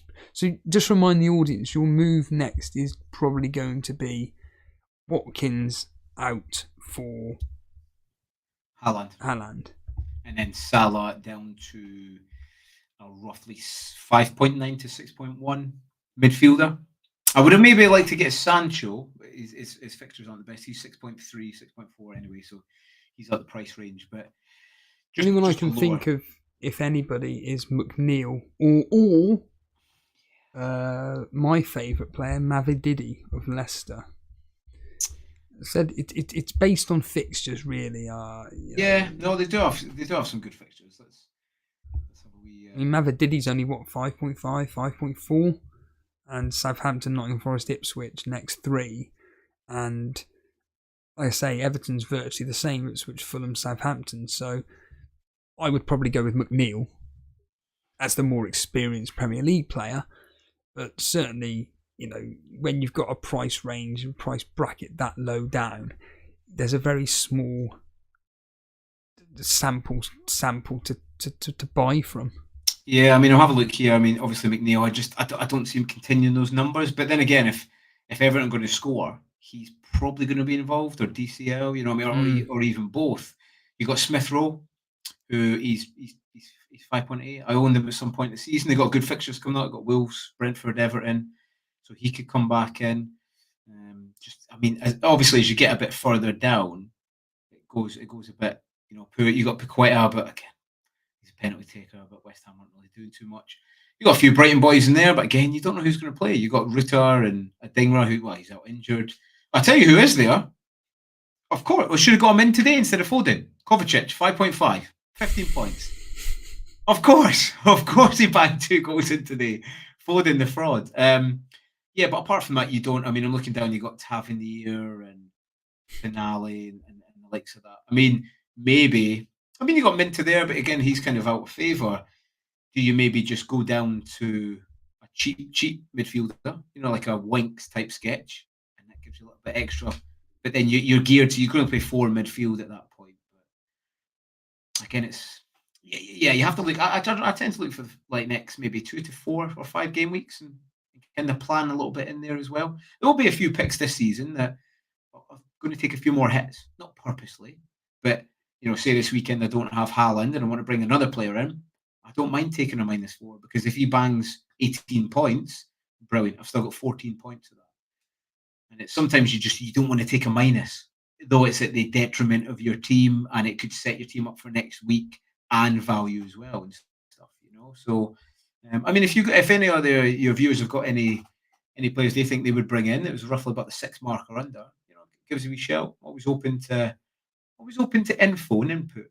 But yeah, is there anyone else off the top of your head you would think about bringing You got Mary Hutchinson? Well, I'm sure the chat will be able to let us know. Because what I did want to ask you, because, mate, I keep saying this to Ray, and I keep saying this to any other of our guests, including Jason. I think you're aware we've been on for nearly 2 hours. It feels like 5 minutes ago we were chatting. I kind of only wanted to be on for an hour. That's yeah.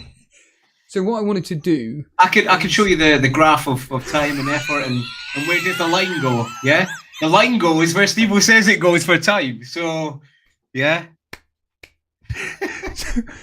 The question for the chat is, what midfielder 6 million and under, you're asking, should you get into so you're able to fund Haland? Is that right? Yeah. Okay. So I want you to talk to me and the audience about your podcast venture, because I was made aware of you through Llama and the Llama Lounge and doing the Sunday mornings, doing the newspaper review, and I thought you and Llama bounce off one another. Llama's top guy. Yeah, he's top eight. Yeah, brilliant. Stevie's fantastic. And you two had this chemistry, and, you know, again, I say this all the time, when someone is podcasting or whatever and you're listening in and you feel that, oh, they're finishing now, I could listen to another hour. You and Llama had that. Well, let's get real here. I was only made aware of your podcast recently, and I started listening to it, and you and Kieran really do bounce off one another really, really well. I just want to ask, how did you get to link up together, and where did the idea of the podcast come from? So hopefully, with Llama, by the way, shout out if I'm sure you have on your podcast anyway, Steve, but they know who Llama is. Stevie, absolute fantastic bloke. We've just not been able to. It's something that we want to do. The Sunday review. I love doing it, and it's quite relaxing. It's quite chill. I speak to Stevie quite often, but just with kind of family commitments and stuff like that, and stuff going on in life, basically, we couldn't get that up. But me and Kieran, we've known each other since probably the first fest that I went to, or the first meets with that Nima and Dan organised at the pub down there, and I met him there. We just kept chatting, and then we went to the recent Gameweek 39, helped out a bit of refing and stuff like that. And we're always speaking. We had an Airbnb, so we had a few, a little boys' weekend away. No, I think we were actually asleep by about 1 o'clock. It wasn't very crazy, but no, I've known Kieran for quite a while now, and how he looks at the game, and his breakdown of it is really good, really interesting, really engaging, and we kind of just seem to bounce off each other. He does more kind of like not even analytical, probably doing a disservice, but he looks at it in a very kind of raw, unfiltered way, kind of like James does at Planet FPL. And I do more kind of watching it. I like to watch as much football as I can. And those two combined, we kind of put the football in FPL, Steve. That's a USB, if you will. And we didn't really see too many people, in my opinion, doing that. I mean, obviously you've got like FC Grass and FC Analytics, but what we try to do is take at the start the FPL out of it. We'll chat about the performances more intently of the teams, how the teams build up, how they press, what they're susceptible, and then translate that into FPL picks. And it's proved really, really well this season. And there's quite a few players at the start. If we were just doing pure FPL, we'd be like, nah, I'm never bringing him in.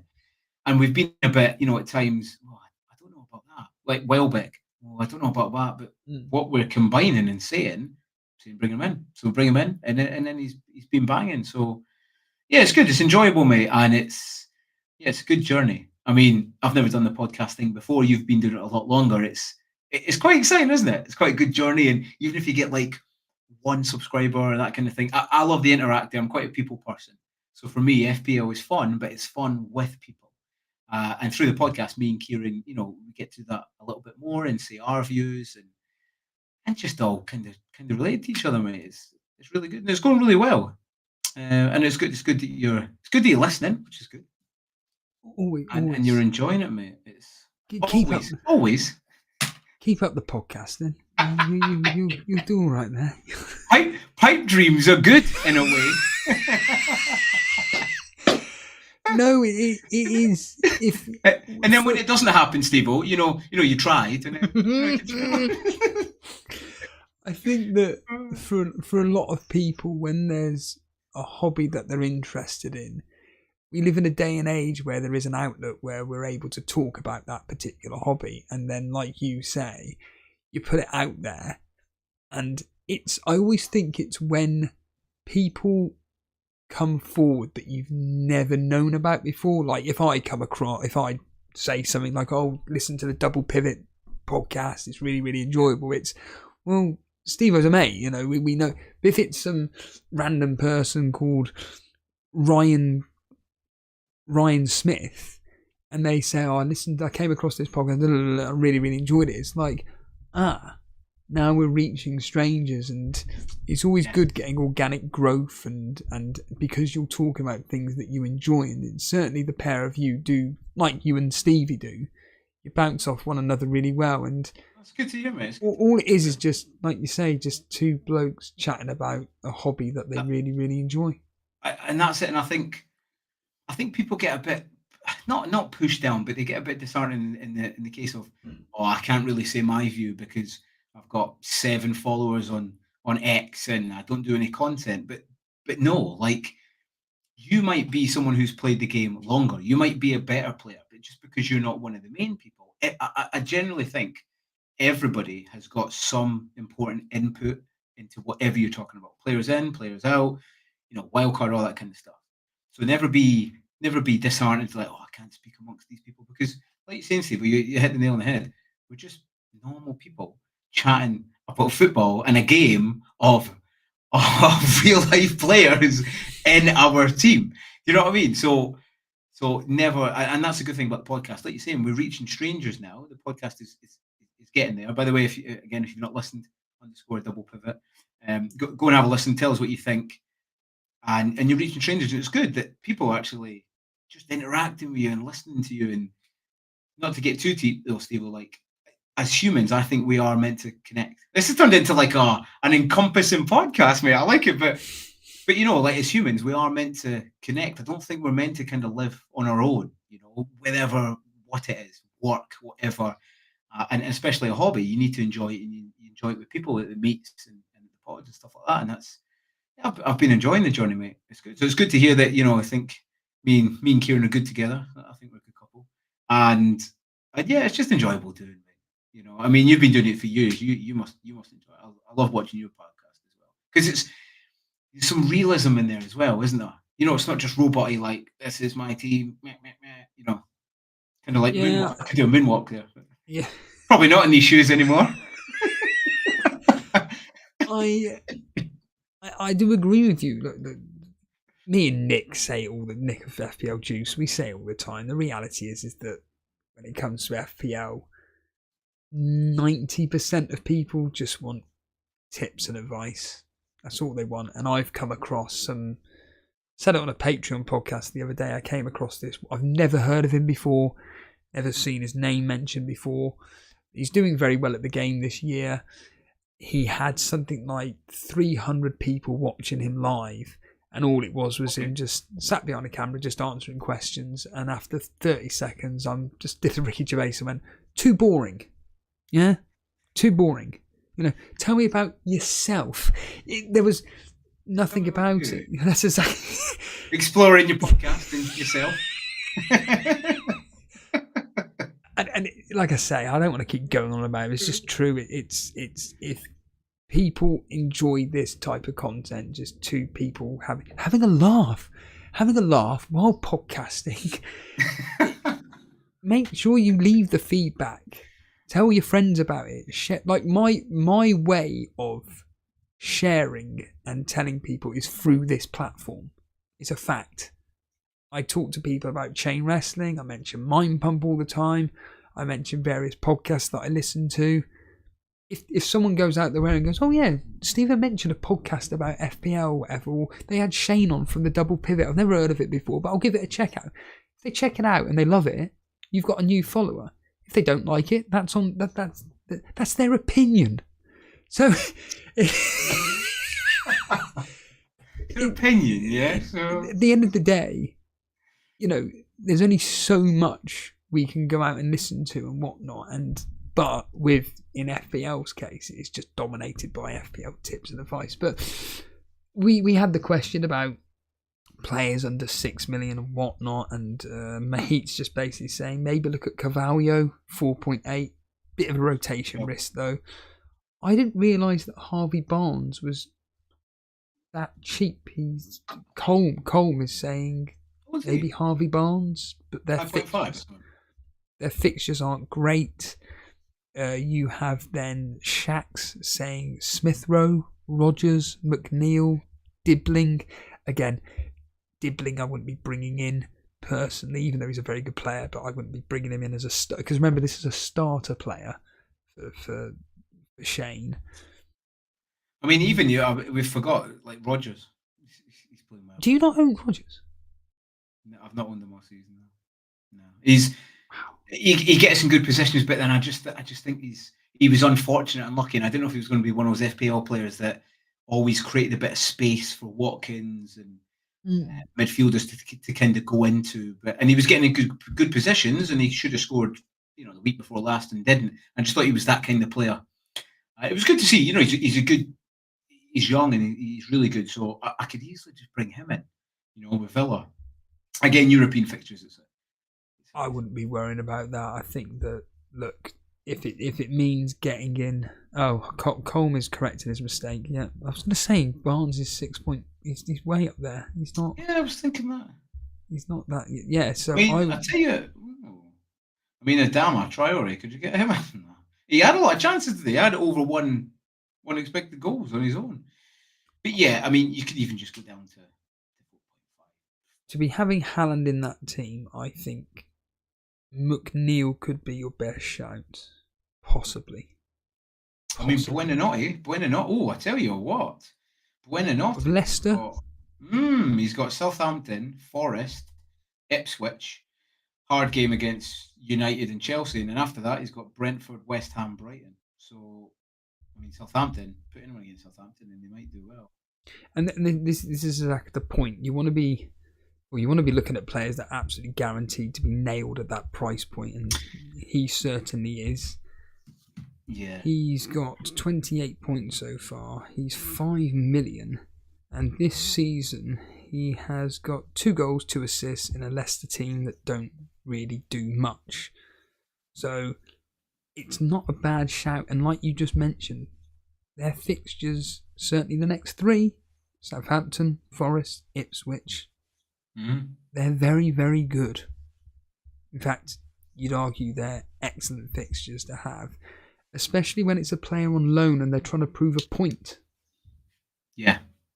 So he's I might have just talked myself into that. But 5 million.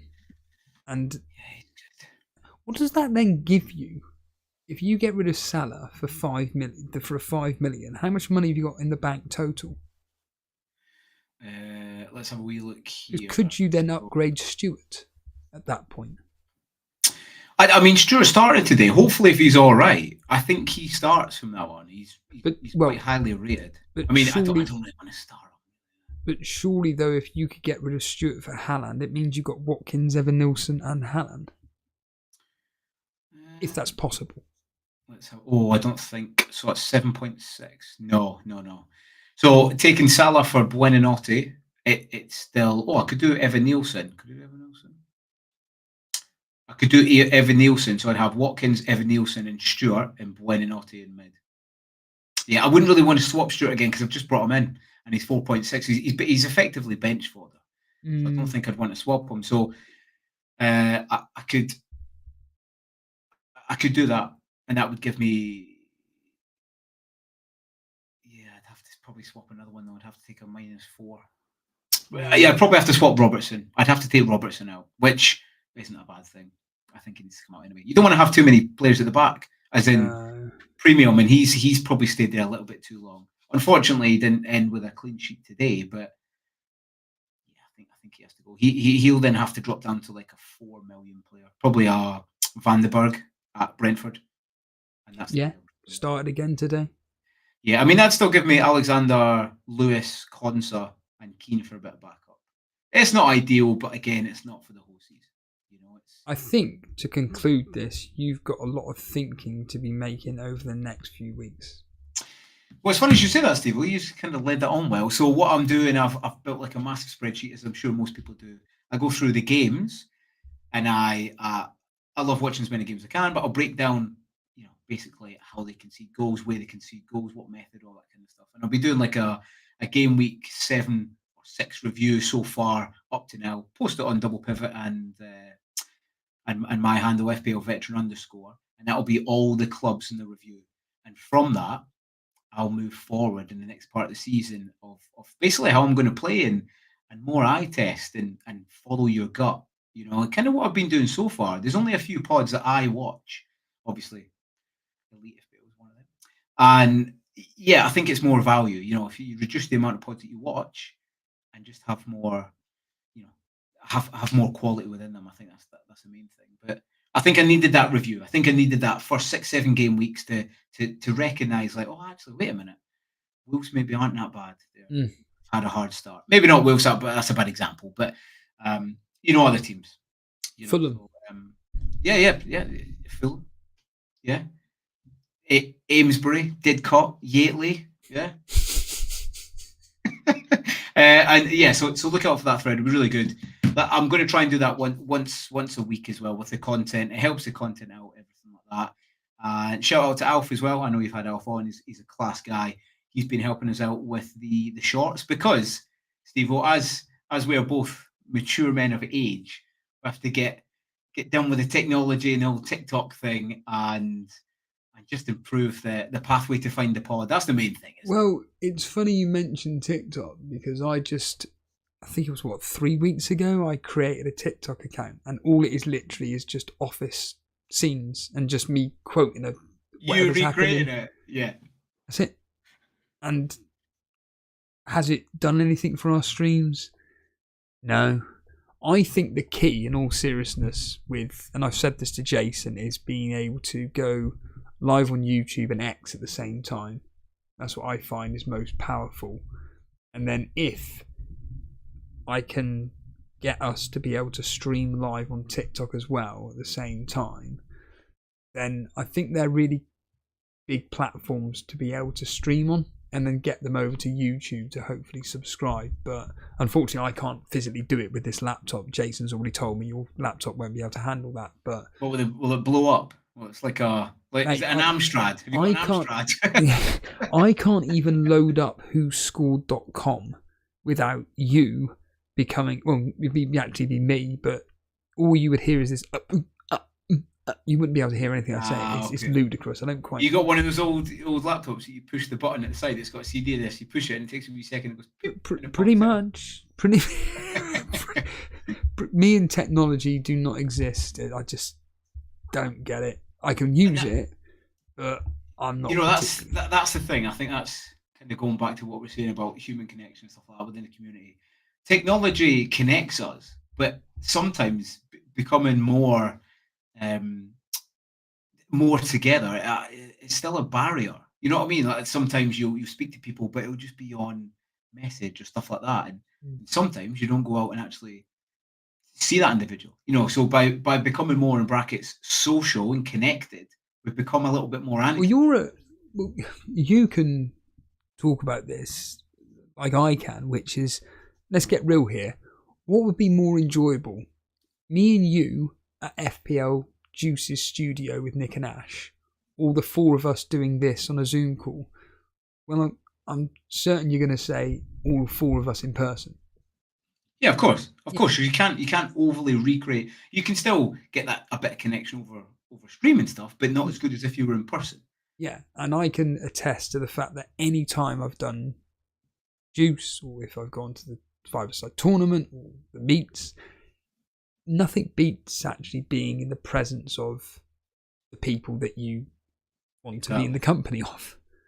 And certainly something which Juice allowed me to get over the barrier of being introverted in meeting new people, or more specifically just meeting people from the FPL community. Because if it wasn't for me going to the studios, I would never ever go to any of the meets or anything like that.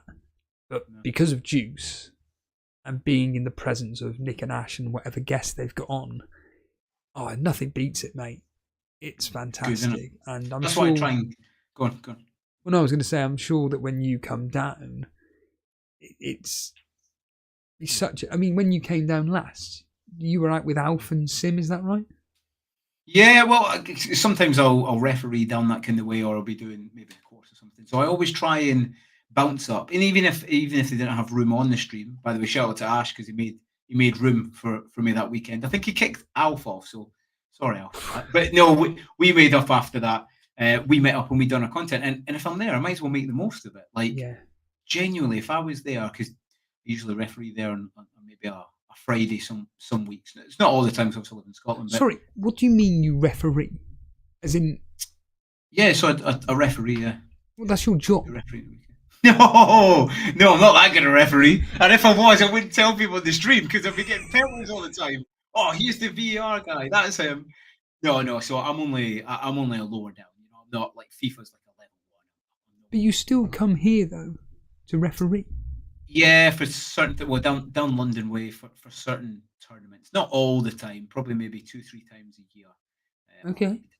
Down there in a course type thing. So what I'll try and do is I'll come back up and on the way back up, I'll always stop in at Juice. And even if I'm not on the show, like I said to Ash and Nick, I'll just come and watch. Do you know what I mean? I'll just come up. Yeah, I've said the same. Yeah. And it's just the experience. They should maybe charge ticket. They could get an audience. They need to get a real life audience, like in Friends. You know, I think I've given them more ideas than they can handle about how they can improve the experience of everything. Yeah, it's a time thing, but they've got a fantastic show. And we always said that. We always thought they had a show that was generally undersubscribed. Kind of like your show, I think. I think it needs... You know, if you've not hit the like or the subscribe button, make sure you do and share enough, Steve, because you have got one of the best podcasts, in my opinion, anyway, in my humble opinion. But yeah, then after that, I said to Alf and Sim, me, Alf and Sim, I said, should we meet up and watch a game of that? And you're like, yeah. So we just went out on the streets of Mill Hill. If anyone knows, it's quite small. It's just that little town, isn't it?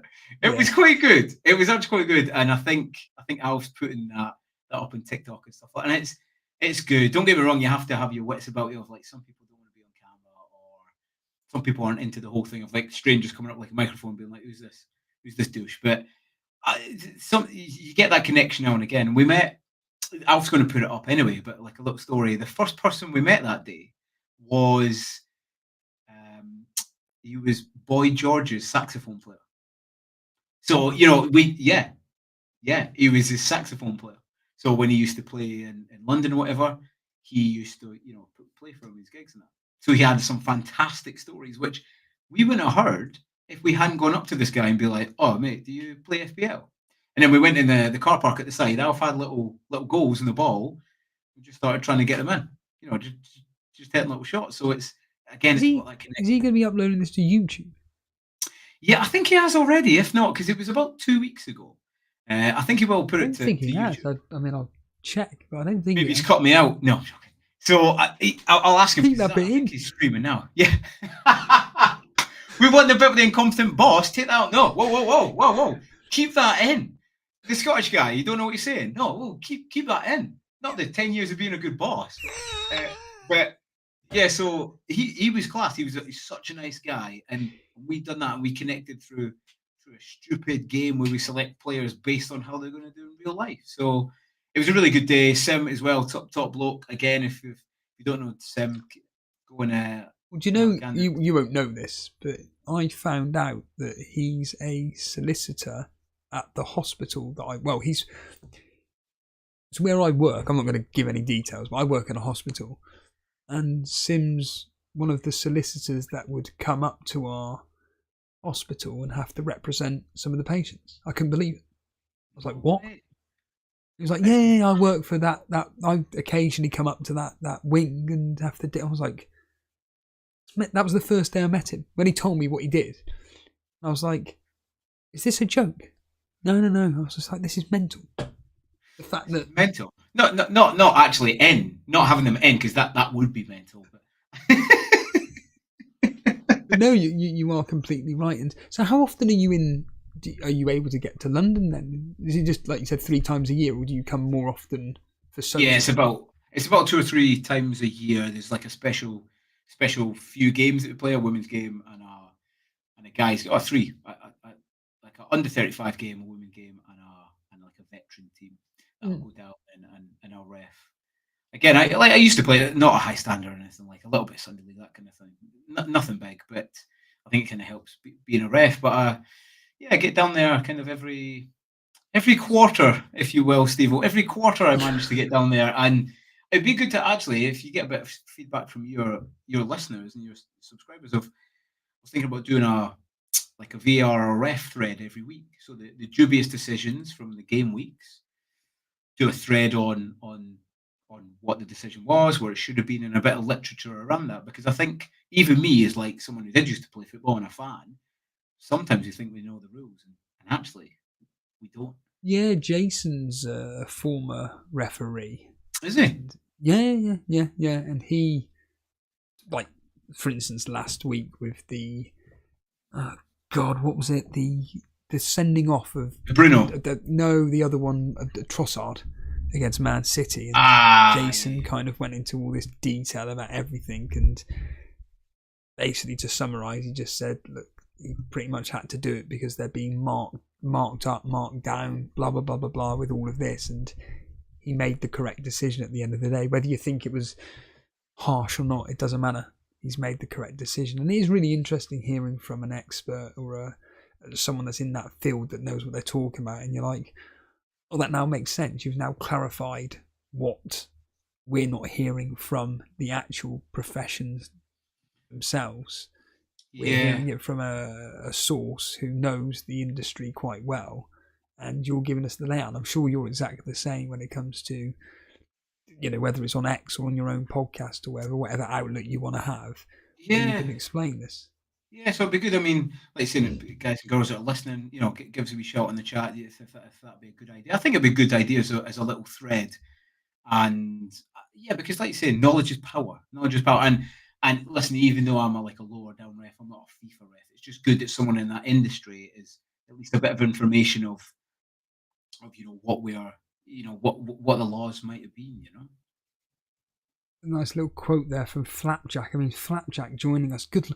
I always remember this line from Flapjack. Every time I see Flapjack's name, whether it's on X or on here or whatever, I'll just never forget when they were hosting the Gameweek 39, I think it was the first North and South match, or maybe the second one.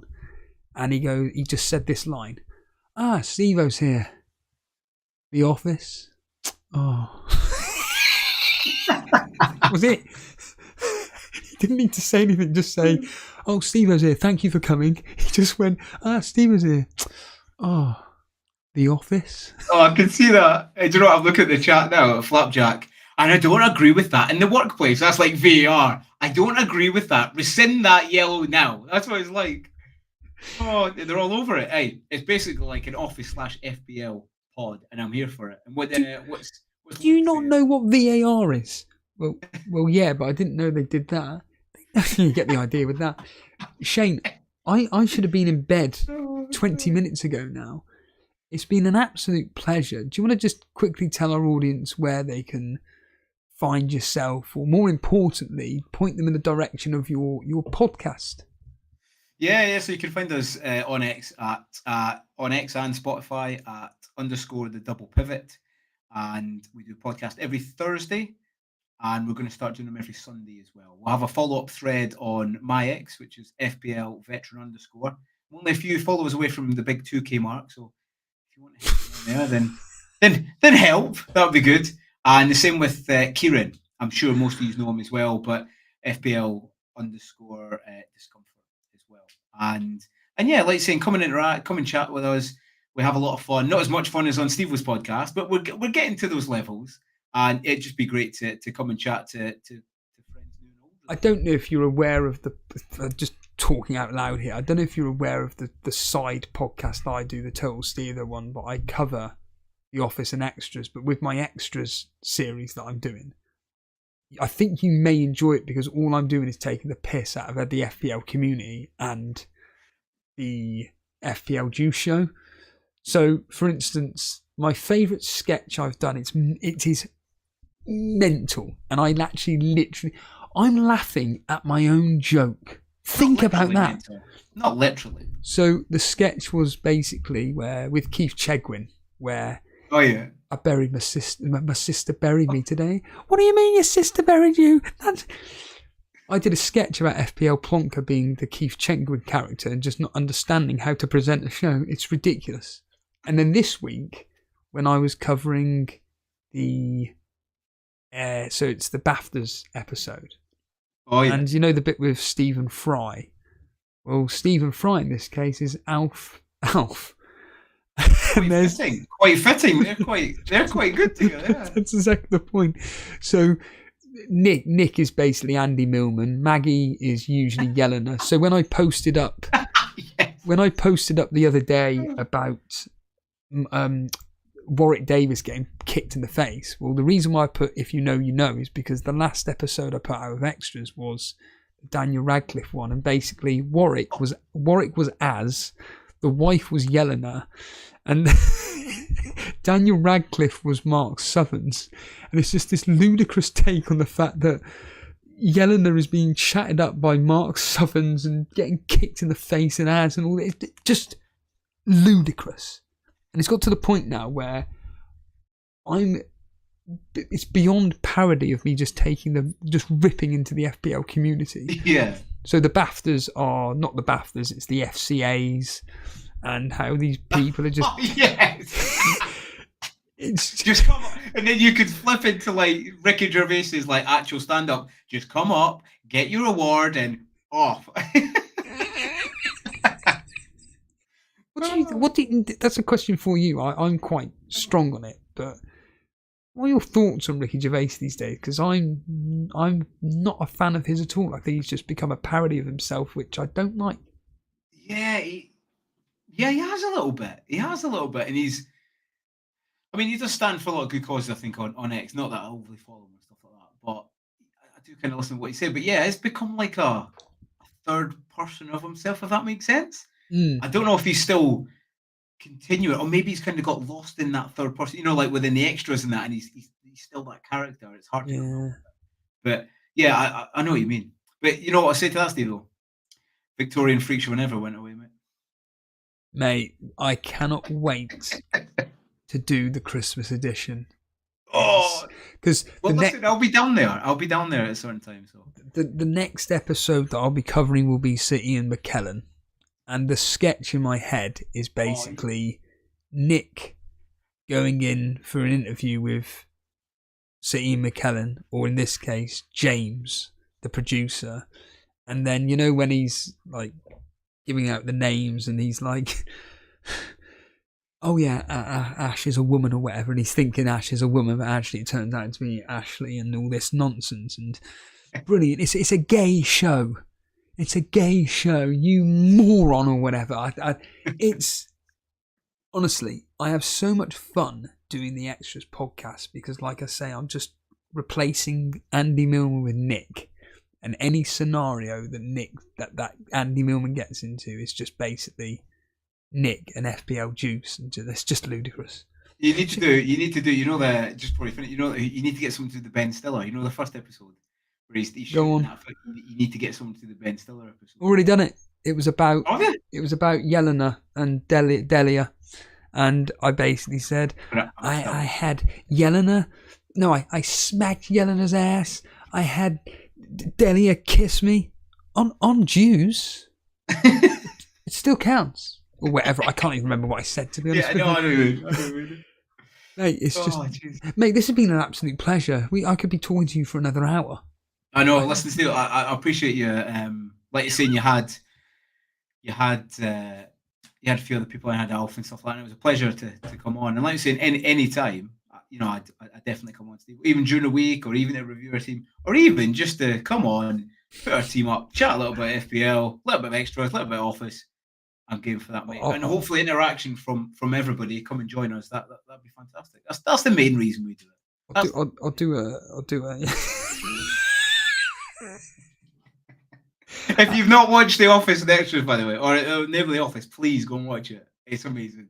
Do you know, it's funny you say that, because I always direct people to Extras Series 2. Because Extras Series 2 is more for the, as I call, the casual fan, where it's such stupid humour that anybody will understand. It's a bit like Max and Paddy. So you've got Phoenix Knights, which is amazing, but Max and Paddy appeals more to the casual audience, because are you a Max and Paddy fan? Yeah, of course. Your face told me a different story then. Yeah, so go on. So at first my dad started watching it. I was like, what is this? What is this garbage? And then it was actually awesome. It's fantastic. Oh, do you mean Phoenix Knights?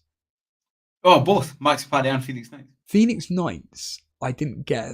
I did, but I didn't get it. And then all like with The Office, it just clicked, and I'm like, this is just absolutely genius. Locked in. Yeah. And with Max and Paddy, I watched it a couple of years ago. Actually, it was because it was all available on YouTube at the time, and there was a clip on X. It's from a site called Max and Paddy Quotes, and I couldn't even remember this. It's the bit where Paddy's crying and Max goes, "Whoa, whoa, whoa," and then, "What are you crying for?" And then he says, "Look, come here." And he pulls the poster away. "Look what I've been digging." And then Paddy's like, "What?" "I think I can make a hole." He's got his plastic spoon. Paddy's like, "Where to? The next cell?" Then Max goes out and goes, "Oh shit." Do you have... It's a couple of like complete random questions. So I know you like Peep Show. Do you have off the top of your head, a favourite episode that springs to mind for you of Peep Show? Probably the one where they go to the wedding. Or the Quantox, or the Quantox one, where they go to the Quantox and he's trying to detox from the drugs. Hans, by the way. Oh. Hans is the best. I think Hans is the best character. He's definitely the best character. He's like, plumbing. Yeah, we can do plumbing. You know, got a man with a van, men with vans. So yes, it's essentially water Lego, isn't it? Easy. Honestly, Hans is the best. If you listen to like his quotes, it's awesome. You know, they're making a song, and it's like Hans is like, yeah, I think what we need to do is increase a big, powerful sense of dread. He's like, dude. Oh my god, is that the one with Nancy? Yeah. Oh, Nancy, I cannot. That scene, I cannot watch when they're actually playing the music to the advert that they're performing for GOG. They're coming to get you. Oh, that is it's so. awkward and it's cringy. Oh, vile. I'm looking at it now. I can't watch it. Like, even there's no one around me. I'm watching it. I'm like, oh, I'm like hiding in case anyone sees me. It's cringy. That's the British humour, though, isn't it? I know. That's a good thing about the Peep Show. And favourite Office episode? Oh, it's got to be the first one. You know why? The first episode. First, I mean, they're all good in their own right. Yeah. Or maybe the motivation that before we came on, we were talking about this. That's quite a good one. Motivation is good. I would say Training Day has to be up there with from start to finish, from a whole story building up to where eventually with Go Get the Guitar is just insane. Absolutely. I'll tell you a show that you need to check out unless you already have seen it, but apparently it's not even available anymore, which is really annoying. Did you ever watch the Channel 4 sitcom Lookalikes? No, I've never seen it. So the guy that is in real life the David Brent impersonator, he was on the podcast Chatterbix a couple of weeks ago, and he was saying that, I didn't even know this at the time, he was the one that actually created that sitcom. So basically all it is just, as it states, it's a sitcom about lookalikes, but it's actually based on a real life lookalikes agency, and he, as the David Brent character, is like The Office, being followed around But because he's impersonating David Brent, it's like watching The Office, but with lookalikes. It is honestly, I think it's a piece of genius. And if anybody listening into this, you're obviously YouTube. It'll be on YouTube. Well, it may be, but I personally think, this is my opinion, it is one of the most underrated sitcoms that people in Britain have never seen. And it angers me because I personally think it's a piece of genius. Because once you can see past the parody of a parody of a parody, you get it. It's a bit like, are you a fan of Life's Too Short? Yeah. Right.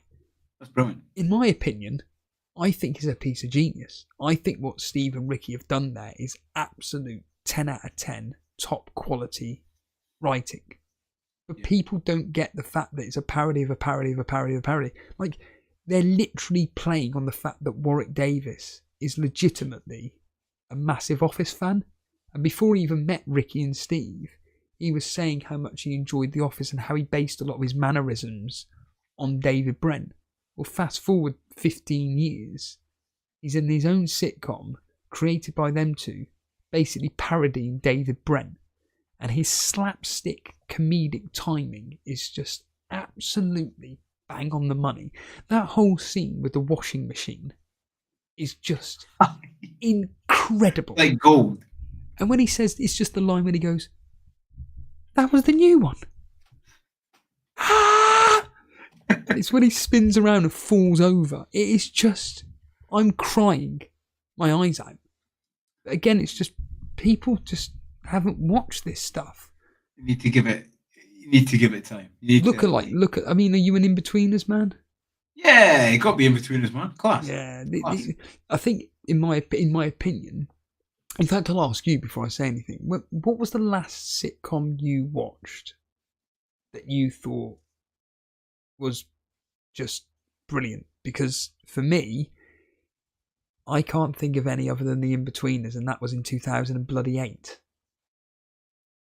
I tell you what is good. People Do Nothing. I like that. Why do you like it for? I don't get it. Do you know? I like it. I like it. It's good. It's good. I think it's a bit Office-esque. It's not as good, but it's fresh. Yeah, I just was like, no. I just couldn't get past it. It's like Country. What's the Countryside one called? Yeah, I know what you mean. This Country. Yeah. I just cannot get past the first episode. I just don't. Huh?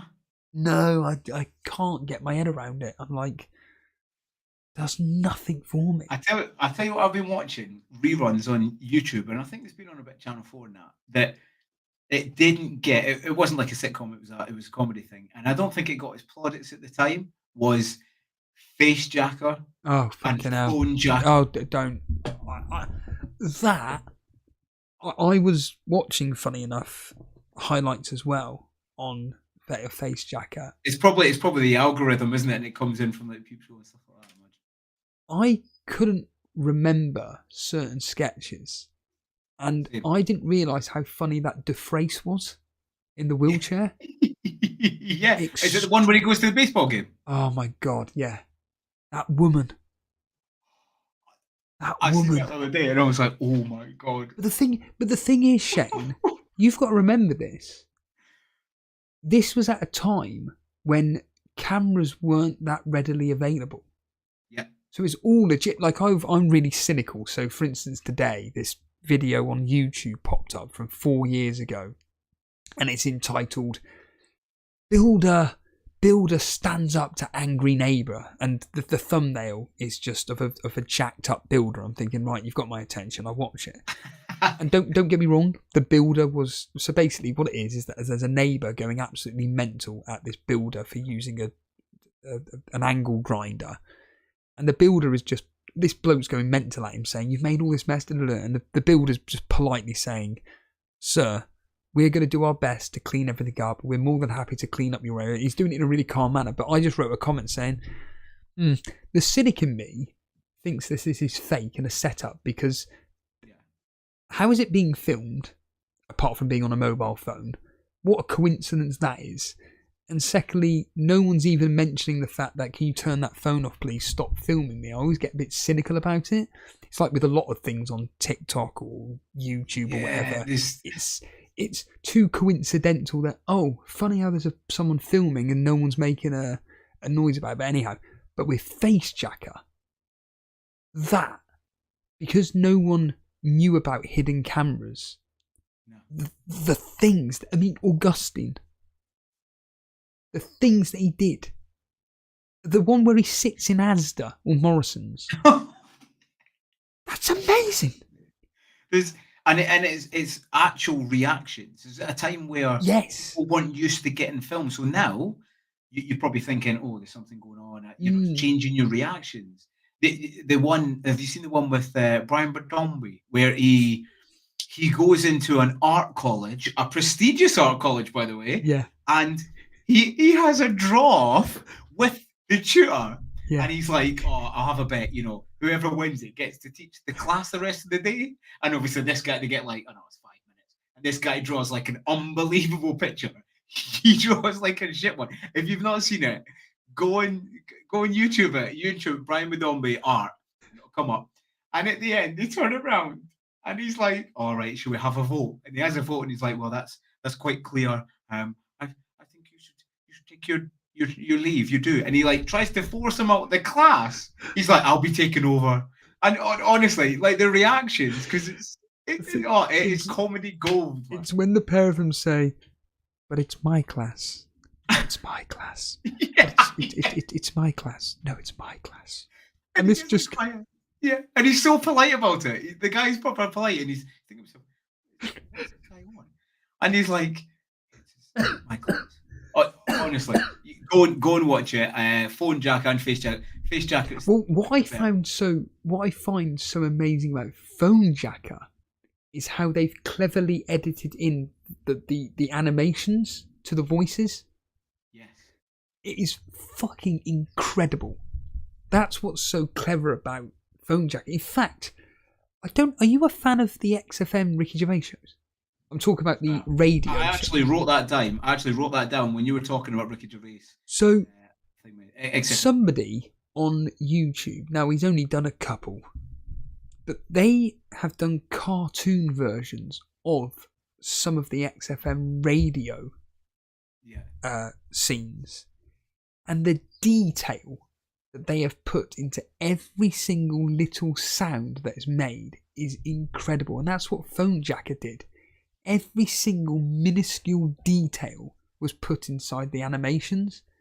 And people just watch it and go, oh yeah, it's just a bloke doing funny noises. Well, yeah, we get that. But if you look at the animation, that's what makes it so bloody clever. And it's engaging as well. Yeah, and I remember there was one, well, it's not even one, there's hundreds of them, where he stood outside some, like you mentioned, like an art gallery. He's literally just stood outside on his phone, like round the corner, and you've got the cameraman filming from a distance the reaction of whoever's on the phone, and he's just like, around the corner doing whatever he needs to do. And like you said, it's legitimate reactions to what's going on. Whereas unfortunately nowadays, this is, well, I've always said this, comedy these days is absolutely crap because they're so concerned about what is going to pass the laws of the land that nothing's edgy anymore. I'm not saying like Phone Jacker and Face Jacker were edgy, but they had something about them which was real and honest. No, they probably were though. Remember the first 4 or 5 evolutions of Big Brother. No one had ever done that before. I was speaking to someone about that the other day, Steve, and the first Big Brother, it was 24-hour cameras, and genuinely it was that big a thing at the time. Yep. I was watching when I used to come in, like maybe you'd been on a drink and you came in, I used to turn it on and you'd watch it and they'd all be asleep, but you'd be watching it in case something happened. Like that wouldn't happen again. People were like, oh, is there anything going to happen? Now they're asleep. But we'd never seen that. We'd never seen all these people together, 24 hours with cameras. And, we used to watch it. They're all asleep. Oh, someone snored over there. Oh, they might be going to the toilet. It was, you can't do that again. We've lost that now. Coincidentally, last week, but last week, me and the security guard were talking about Big Brother, and specifically, it was in 2005, and it was the year when Nadia won the show, the transsexual. I remember And you. they had that massive fight. Oh yeah. And I'll always remember me and my brother having this massive argument over who was in the right in the argument and not. And that's what it did. Yes. It was so divisive at work and everything. But then what happened was, after that, the following season, that's when they realised, the contestants realised, wait a minute, we get famous from this. Yeah. Ooh. And then they started putting on an act, and then by the time recently, they realised that the celebrity version is more like the normal people, and the normal people are then like the celebrities putting on this fake facade, and it was just like, no, this is just crap. And then it was maybe a bit Jeremy Kyle in the way of, there was people in there that were maybe a little bit unstable, and it wasn't the right time for them to go in, and it was clear that they were getting subjected to, they've gone in for money, they've obviously, a bit of money, who wouldn't do it, but maybe a breakdown or something like that, and not really wreck their careers. Not many people wreck their careers, but just very, very vulnerable people that are put in that position, and at times you're quite sad. But I tell you one other thing. Again, Steve, we could chat all night, mate. We could literally chat all night. But one that is off this scale, by the way, and you have to get it on YouTube. You can't get it anywhere else. Do you remember Pop Stars? Go on, yeah. So Pop Stars was like Pop Stars and Pop Idol were like the old school X Factor. Again, never been a thing before. Have you seen it? Do you remember it? Pop Stars was won by Hearsay, yeah? Yeah, that was the first one, yeah. It's unbelievable. There's like every day there's like people going out with piss, there's people fighting, there's people turning up for rehearsal. Honestly, it is insane. Then there's this woman who there's a strict age, because they've got to be ages, and it's like 17 to 30 or something. And this woman is like, oh, we've had evidence, or it's somebody who's not telling their age. And then next minute, there's like 3 people. There's like a lassie who's like, oh, I'm 16. And then there's like another woman who's like, oh, I'm 45. And it's like a massive shock. And all their competitors are shocked because they didn't know that. And they've been with them for the last 2 or 3. Honestly, it's off the scale. And then you've got Nick, the guy who is in charge of it, who speaks to people like absolute pieces of stuff on their shoe. It is off the scale. Honestly, watch it, Steve, and you'll be like, that used to be mainstream TV on a Saturday night, man. Yeah. Mental. This is my point.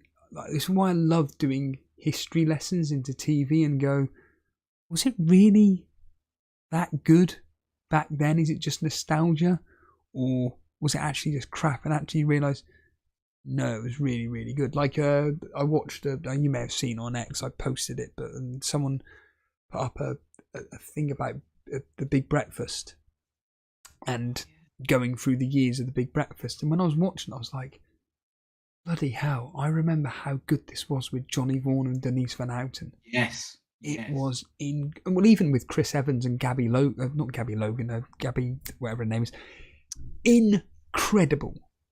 Legitimately incredible. And it was bringing back memories of like me being a child and thinking, I hated it when these particular presenters were on, and I remember this time period where they had these, and it brought back so many memories. And I was like, it was actually bringing me like to this emotional state where I was thinking, fuck, this is actually bringing back so many memories of my childhood that I genuinely would like almost felt like I was coming to tears because it was bringing back such happy memories.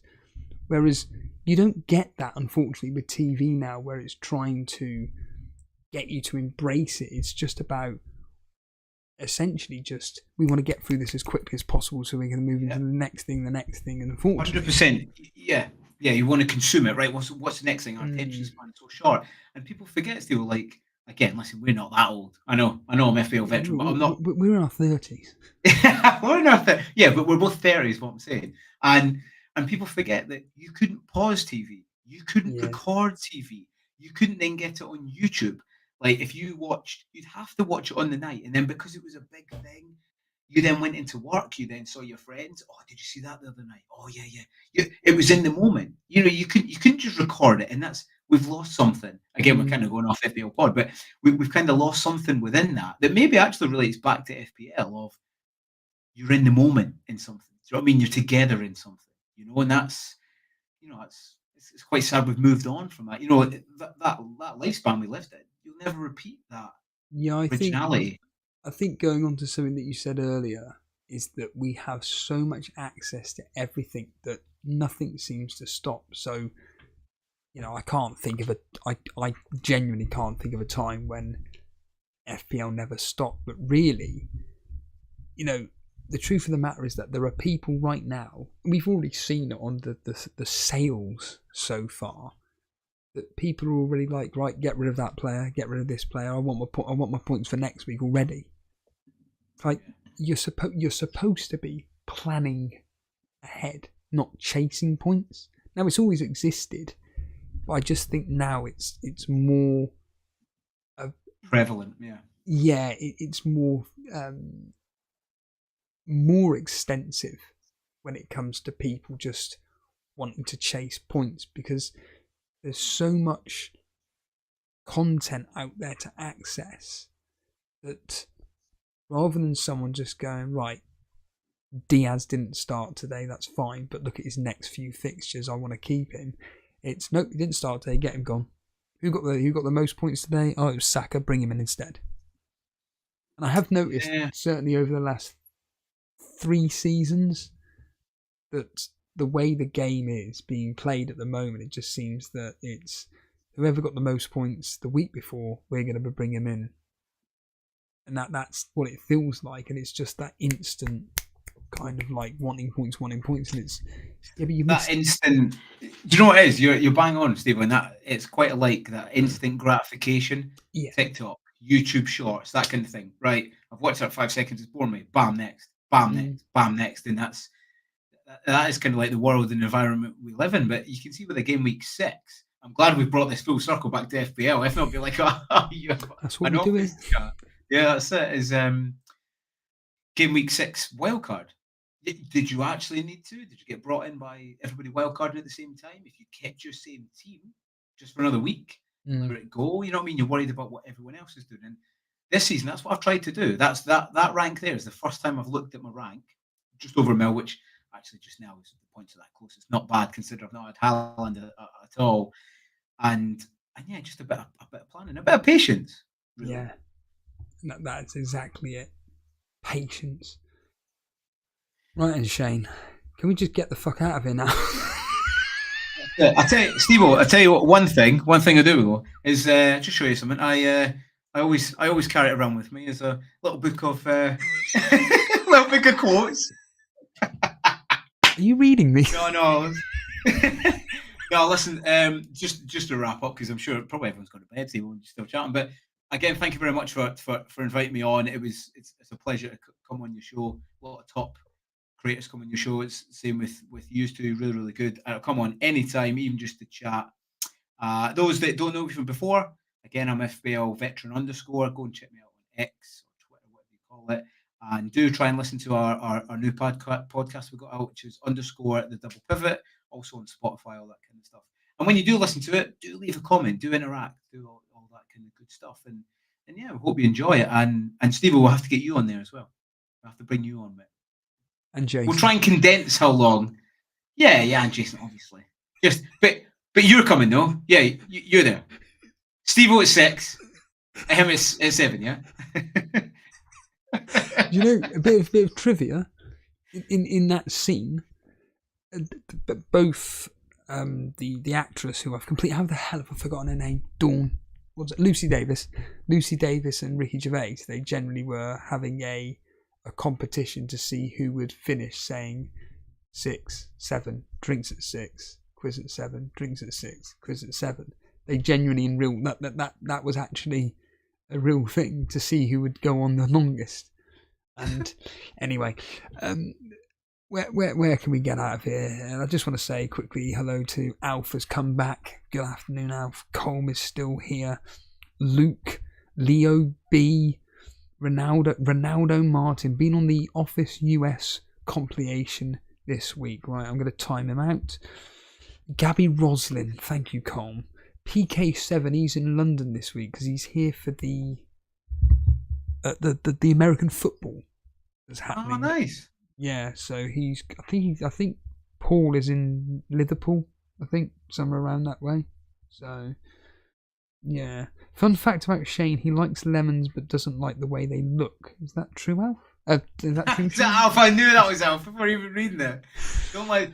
Don't trust them. Yeah, don't trust the way they move. So don't trust the way they move. Don't trust. Oh, the jelly. Yeah. Can't trust it. Don't like the way it moves. So I've told him I don't like jelly. What is it? It's my stapler. Oh, we don't eat it out. It's chemicals and that. Yeah. There are people starving people, which I hate. Yeah. And he's looking at the camera. Like, oh, I tell you what, the best. Before we go through, because we will have to wrap this up. The best episode is the Red Nose Day. The Red Nose Day is the best one. What the bit at the end with the ostrich, which is absolutely genius. I knew you were planning something. I'll give this news with. That's the best one. But it's the way he goes. I knew you were planning something, and points with the beak. Now I've got to give joy in this. So. And talking to joy, Steve, well, I think we've brought a lot of joy to a lot of individuals. I hope so. At least I hope I do. At least we hope we have, mate. I think Sonny sums up. This has been great. Yes, I completely agree. Sonny, this has been great. And what I can say is we have been going for 3 hours.